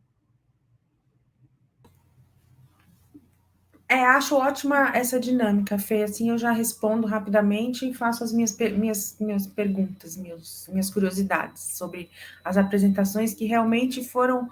É uma mesa muito, muito interessante, em que as apresentações se complementam de maneira muito forte, né?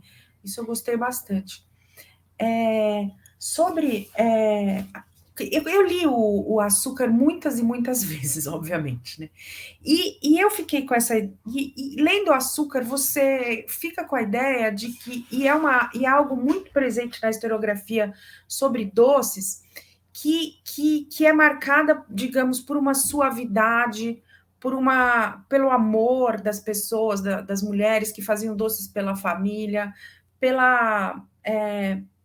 enfim, por essa sociabilidade feminina que não seria marcada por violência, mas sim por amizade, troca e empenho, né, pela família e tal. E isso, enfim, a gente lê bastante, e isso se perpetua na historiografia e nas imagens que se tem sobre esses doces patriarcais que fazem parte, né, fundamental da nossa identidade nacional. Afinal, açúcar e Brasil andam juntos há muito tempo. E que esses doces que são servidos pela família, que são vistos como uma possibilidade das moças casarem melhor, ou seja, melhorarem seu valor no mercado de casamento e tal, vinham marcados por essa afetividade no trato deles, né? E aquilo me incomodou muito. E eu fui ver um documentário na Netflix que chama High on the Hog, que é sobre a influência dos cozinheiros escravizados americanos na culinária americana. Então, eu fui pensar e fui reler Açúcar mais uma vez, tendo isso em mente, e fui pensar aonde achar essas mulheres na documentação, né? Porque realmente achar mulher escravizada que trabalha em trabalho doméstico e na cozinha no século XIX é de fato muito difícil achar essas mulheres. Elas não. Hoje em dia já é muito difícil achar trabalhadora doméstica na documentação, né? Porque elas são totalmente invisíveis. No século XIX, então, quase impossível.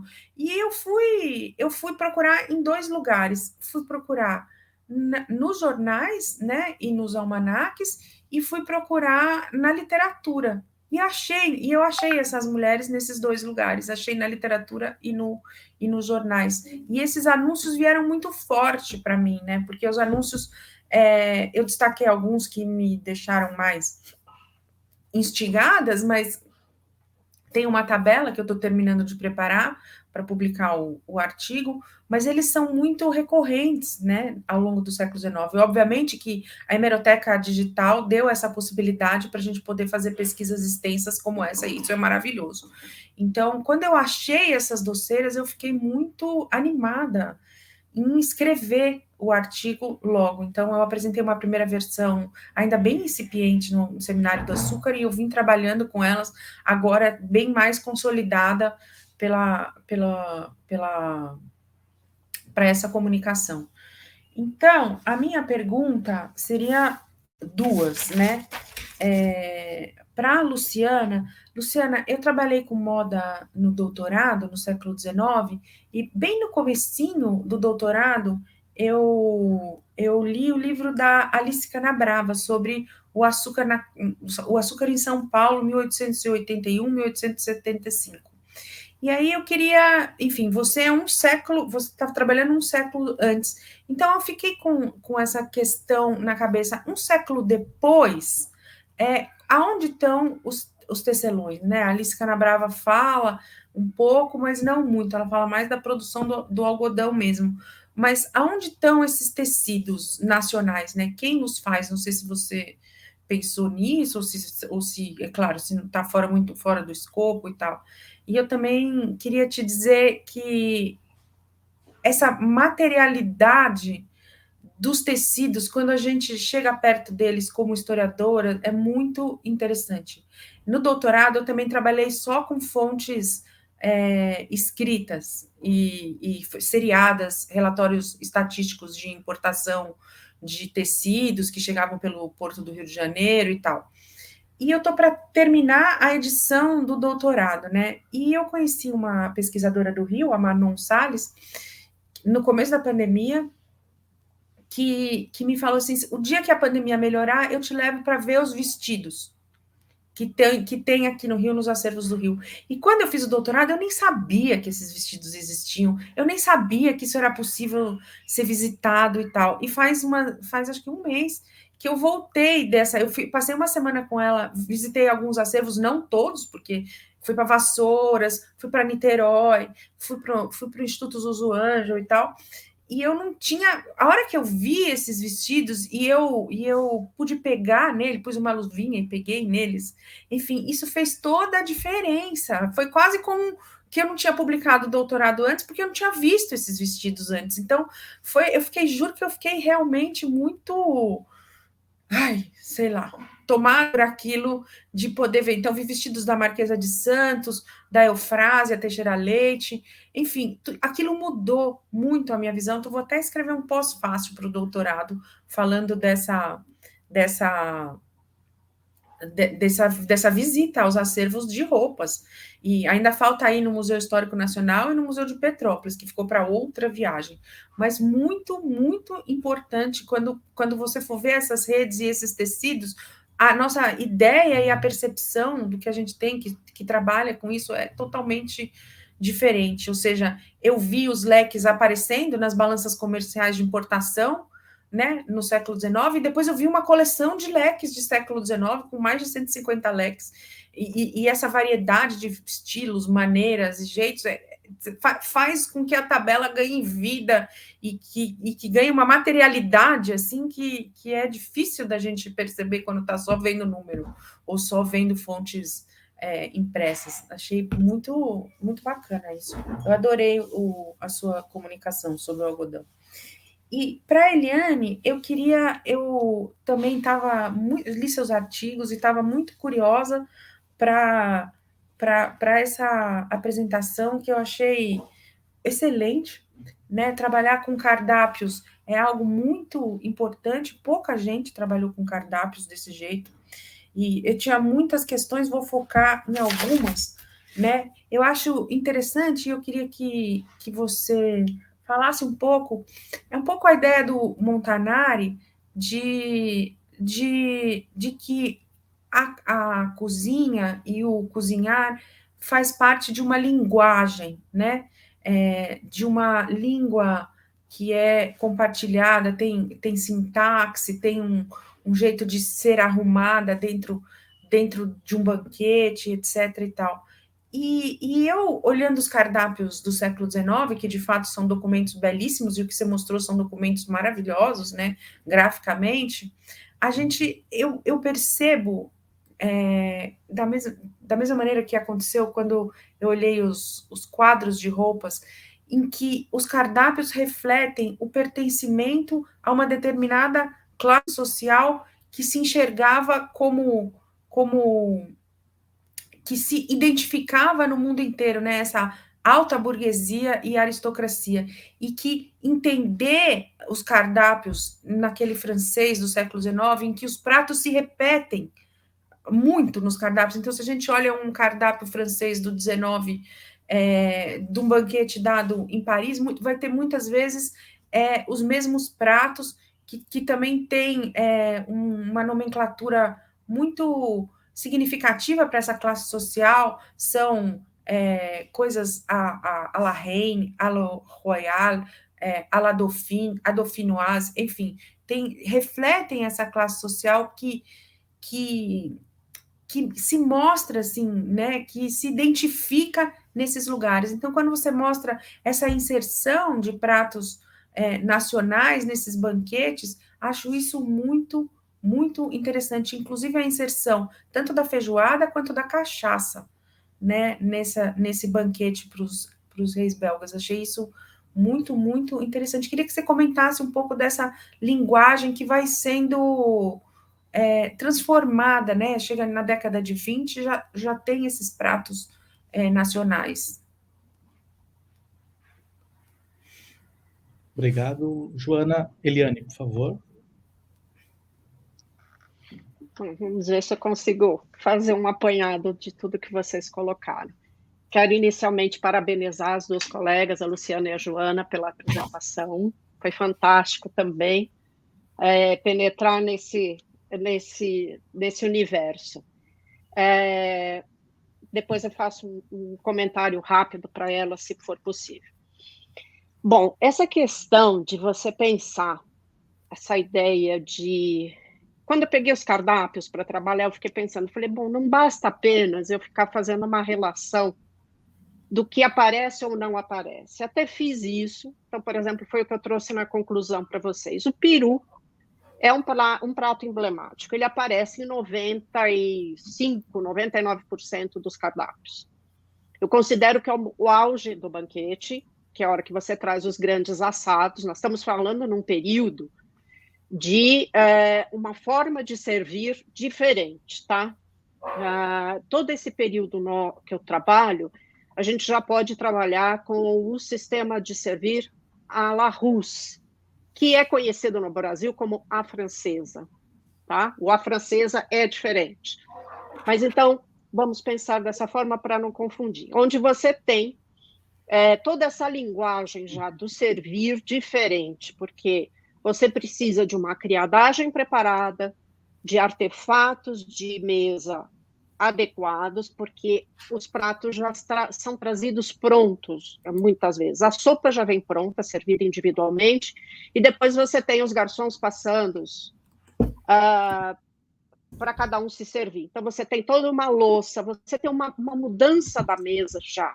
Você tem uma sobriedade, e a mesa é decorada de uma outra forma, se a gente for pensar num Vatel, por exemplo, no filme dele, onde você tem uma outra forma de preparo de mesa. O visual e a imponência era fundamental e não tanto para o saborear. Agora a comida já é mais saboreada. Então tem essas questões. E aí eu falei, bom, eu não quero só trazer isso, mas é fundamental. Eu trabalhei desde o início com o mesmo princípio que a Lucy Giard traz e que o Montanari também traz. Pensar nas linguagens, assim como eu trabalhei com as receitas culinárias dos cadernos de receitas do século XIX e início do XX para o doutorado, eu fiz o mesmo tipo de leitura para os cardápios. Eu fui da materialidade deles, enquanto um artefato, até a parte final, para tentar entender qual é essa rede de pertencimento, quem são os convidados, qual é o protocolo. Obviamente, quem guarda esses cardápios também guarda não apenas pela beleza estética do documento, mas como uma prova de que participou de um banquete e estava entre os convidados. Podemos trazer aí também uma hierarquização dos cardápios. Quando você começa a trabalhar com várias coleções, você percebe, às vezes o convidado de honra recebe um formato de cardápio mais elaborado, e os outros convidados recebem um cardápio menos, com detalhes um pouco menores, mas a mesma coisa. Então, é muito interessante você perceber essa questão das classes, ou um cardápio de navio, onde foi preparado um banquete especial para o Washington Luiz, quando ele visitou o capitão Arcona, que passou pelo Rio de Janeiro.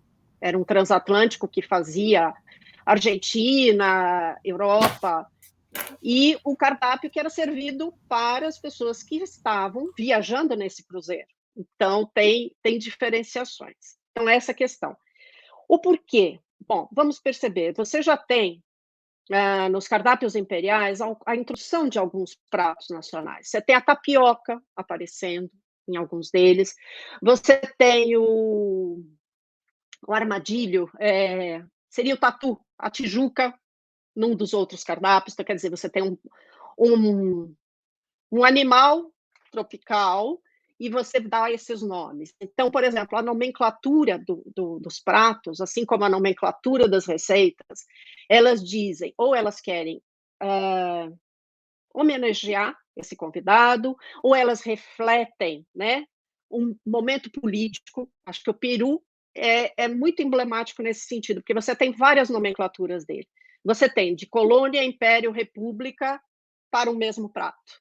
Então, você percebe essa mudança do momento econômico, do momento político, a hora que você lê os nomes desses cardápios.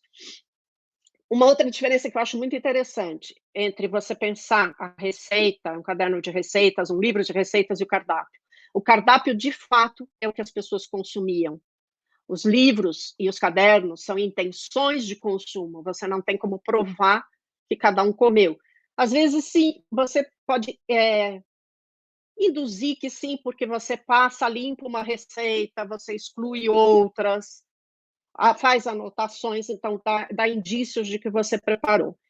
E esse período é um período onde você quer, e a personalidade do Washington Luiz também é bem essa, de incorporar essa ideia de progresso para esses primeiros anos de república, e ele era muito afeito às modernidades, automobilismo, aviação, então ele vai participando, e é muito interessante você perceber os cardápios de quando ele anda por São Paulo.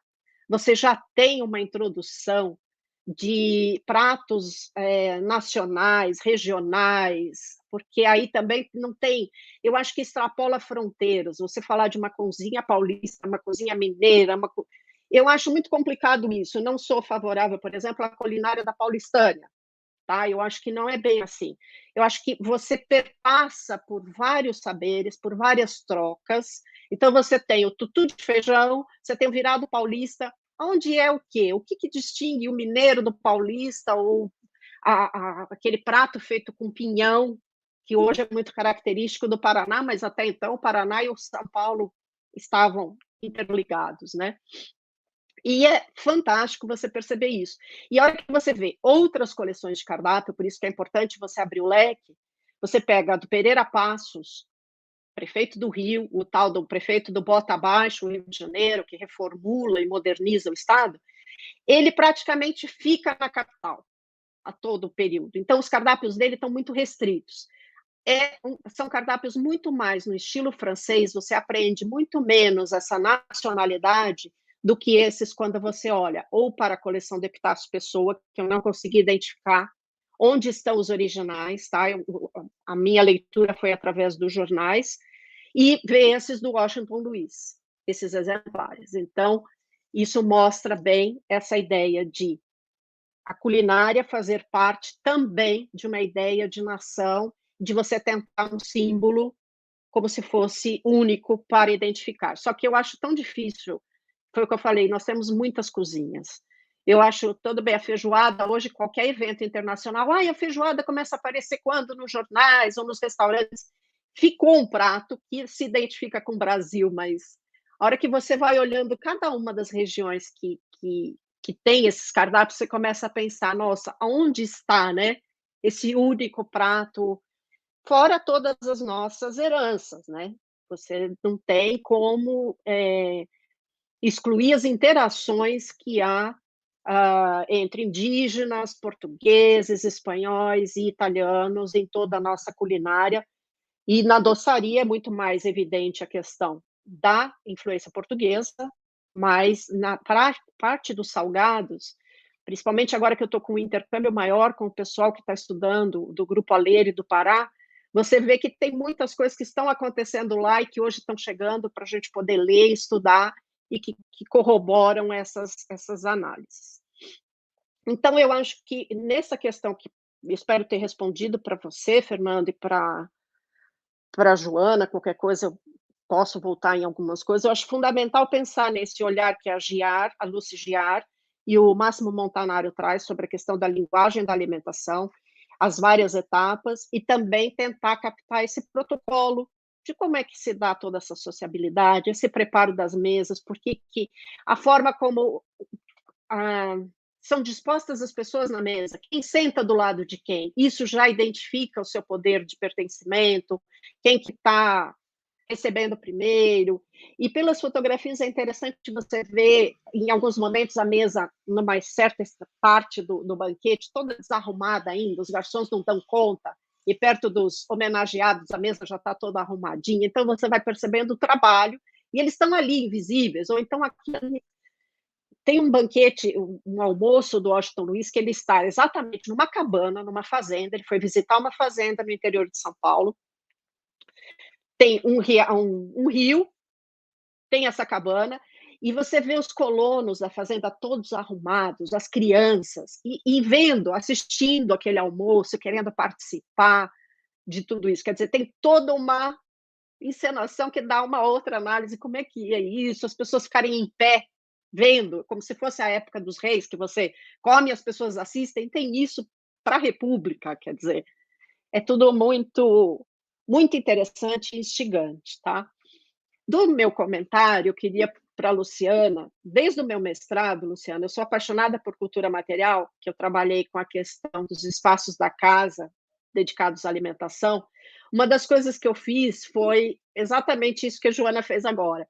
Eu lia os inventários e fui à caça dos museus e arquivos para ver os artefatos, para ter essa ideia e perceber, assim como com os pratos, a louça, porque é fantástico quando você percebe, bom, o mocho, ou com aquela cômoda, ou aquela mesa de jantar, e perceber toda essa mudança, inclusive de técnicas de construção, de arquitetura. Então, eu acho que você vai se encantar muito com isso, na hora que você puder trabalhar, e eu lembrei muito do trabalho da Lígia Guido, orientanda da Leila Algrante, que trabalhou com a questão de moda, ela fez um trabalho muito bacana também, eu acho que pode conversar com o seu. E no da Joana, eu pensei muito no trabalho da Julita Scarano, que trabalha um pouco com a questão dos escravos, mas ela tinha um outro olhar, né? Ela não estava pensando na alimentação, mas eu acho que a hora que você pensa nas negras livres ou nas negras de ganho, eu acho que é importante dar uma olhadinha no trabalho da Julita Scarano. Não sei se eu respondi, agradeço os comentários que o pessoal colocou no chat. E obrigada, achei que foi muito legal essa mesa, esse nosso diálogo matinal. Muito obrigado, Eliane. Tivemos um comentário do chat do José Rogério Beyer, obrigado a todos e todas, e ele agradece a excelência das apresentações. Eu acho que, não sei se a Luciana quer fazer algum comentário em relação às sugestões, aos comentários da Eliane. Pode ser? Daí a gente continua meio... Não foram perguntas direcionadas, foram comentários, mas acho que as respostas também enriquecem o debate. Sim, de verdade. E além de responder a esses comentários, também gostaria de fazer umas perguntas para a Joana, que eu achei, tem muitas questões interessantes no trabalho dela, que me ajudam a pensar, inclusive, o meu. Bom, com relação a quem faz os tecidos nacionais no início do século XIX, tem duas vertentes, né? Duas frentes de trabalho, vamos dizer assim. No início do século XIX começam a aparecer as fábricas, né? E nesse processo de fábrica, de levar a produção para um lugar, para uma estrutura específica, né? Aumentando a potência, né? dessa produção, a gente percebe o seguinte: o estado de São Paulo, no estado de São Paulo especificamente, a gente tem o surgimento de algumas fábricas e tudo mais, só que ao mesmo tempo que surgem essas fábricas, continua ainda a existir uma produção tradicional doméstica, né, que vai estar, o Sérgio Buarque de Holanda, ele cita no trabalho dele, especificamente as regiões de Sorocaba e uma outra região que agora me foge da memória, né? Mas ele fala que no início do século XIX, né, essa produção mais identificada com os processos que existiam nos séculos anteriores, 18, 17, 16, ela está concentrada nesses núcleos domésticos que produzem redes para as feiras e assim por diante, né?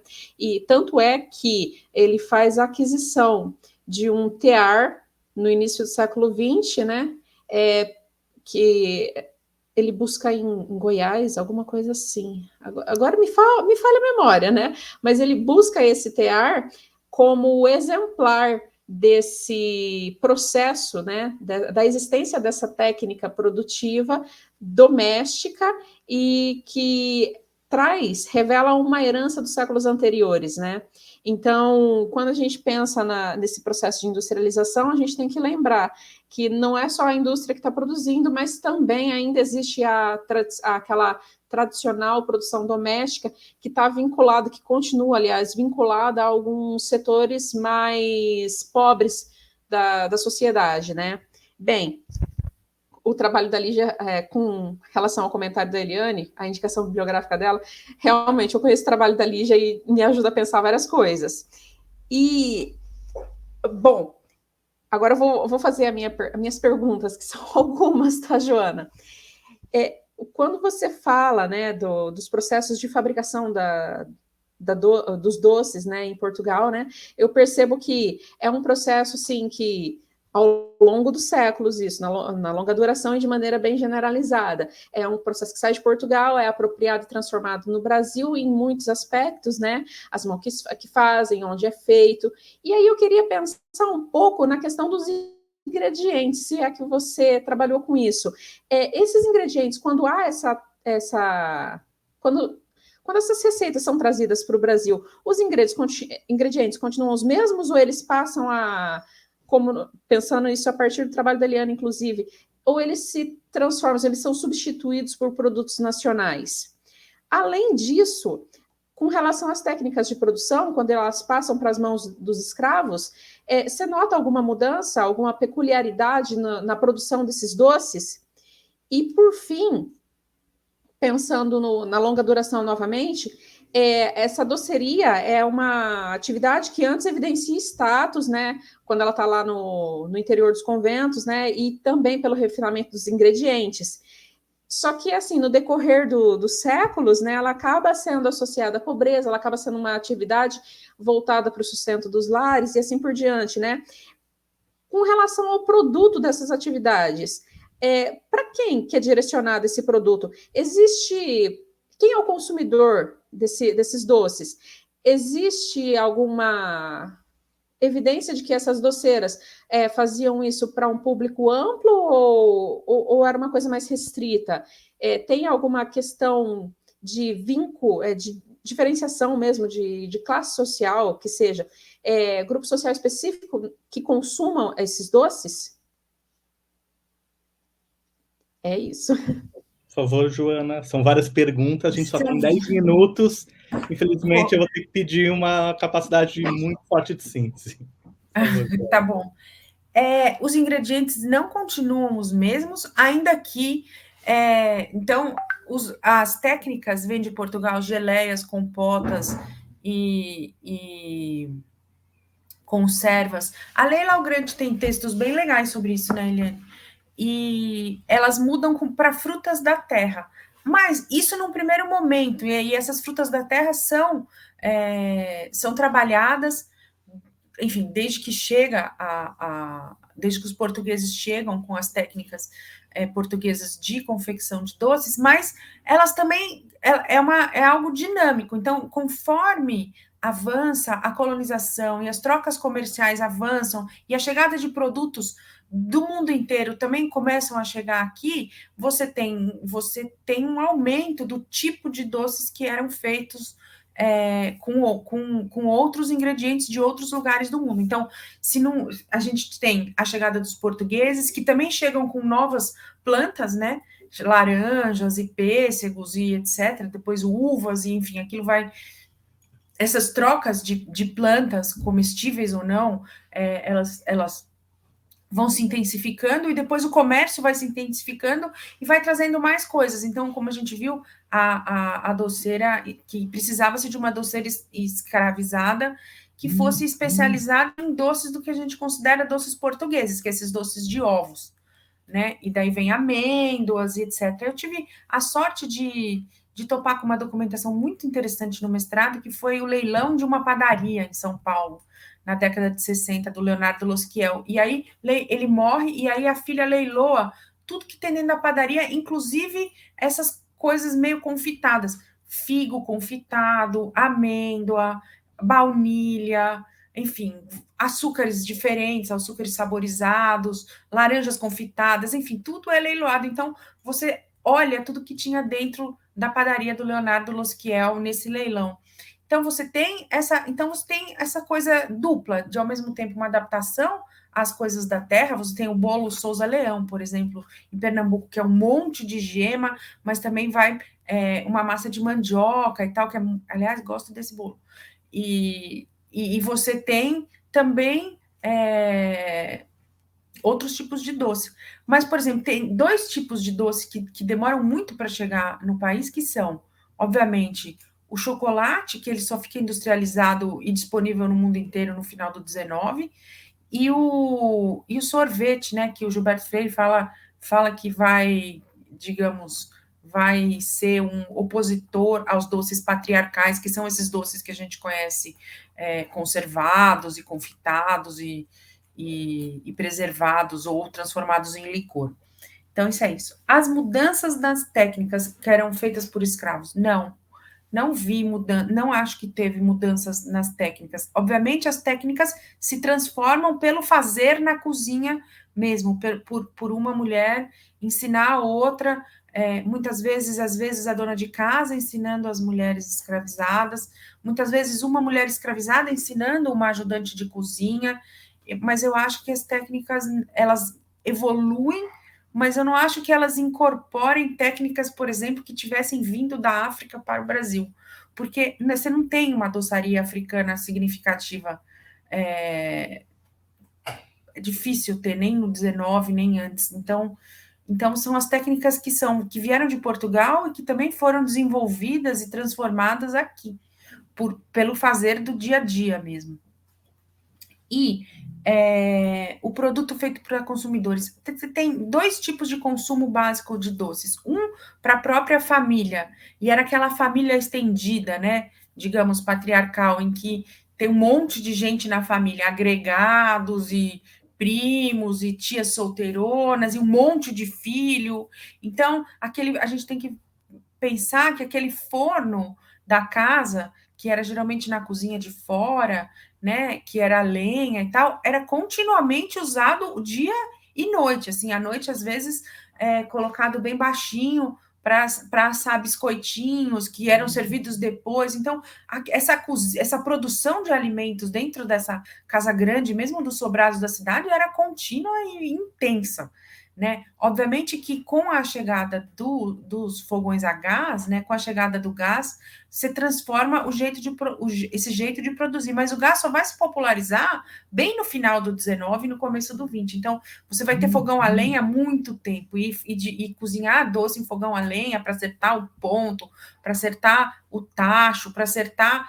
É muito complicado, assim, é bem difícil. Para acertar os diferentes tipos de fogo que você tem que ter para fazer um biscoitinho, é diferente de fazer um bolo, que é diferente de fazer uma goiabada, que é diferente de fazer um doce em calda, que é diferente de fazer um licor, tudo é diferente. Então, você tem essa produção caseira, que eu não acho tão pequena, eu acho que era uma produção intensa, porque essa casa é grande, e você tem a produção das quitandeiras, que muitas vezes você vê sendo vendidas pelas cidades. Então, você tem o Debré fala de uma clara preferência por pão de ló, em que as quitandeiras vão vender pão de ló pela corte, você acha pão de ló em várias outras cidades brasileiras nesse período, né? E ele tem até eu não mostrei aqui, mas ele tem até as gravuras, né, das quitandeiras vendendo pão de ló. E a gente vai achar, principalmente no Alimentar a Cidade, do Richard Graham, que fala de Salvador entre 1780 e 1840, você vai ver que algumas mulheres que conseguem comprar a própria liberdade formam redes de quitandeiras de uma produção semi-industrializada, né, dentro da... Não é uma indústria de doce, mas é uma produção já extensa para ser vendida pela cidade por essas redes de quitandeiras. Então, você vai ter doceiras e cozinheiras especializadas em quitandas, que depois espalham essas quitandas pela cidade numa, sei lá, 10 ou 15 quitandeiras vendendo e arrecadando dinheiro para essa mulher que tem essas escravas. Mas isso é um caso muito especial em Salvador. O que a gente vê na documentação reiteradamente, que várias historiadoras trabalharam com isso, o João Luiz Máximo fez uma tese de doutorado sobre as quitandeiras em São Paulo, mas a Maria Odila tem o Cotidiano e Poder, que ela mostra bastante essas quitandeiras de São Paulo, que a maioria dessas mulheres que vendem a comida pronta na rua, e principalmente doces, são mulheres livres, pobres, forras e escravizadas, que são muito... estão nessa fímbria, né, da sociedade, estão nesse limiar da pobreza extrema à sobrevivência cotidiana, que são mulheres, muitas vezes, que são chefes de família, que foram abandonadas pelos homens, que têm filhos, que precisam sustentar esses filhos e tal. A gente vê no século XIX uma outra rede também que eu achei na documentação, que eram as mulheres da Casa Verde, que faziam docinhos, chamavam da Casa Verde, que não era um lugar, Casa Verde, mas era uma Casa Verde que, enfim, abastecia algumas quitandeiras com esses doces que eram revendidos pelas cidades. Será que eu falei tudo? Doçaria Negra. Muito obrigado, Joana, pela precisão dos 8 minutos. Infelizmente, a gente tem que encerrar. O debate está continuando no chat. Acho que a troca de e-mails foi uma excelente estratégia.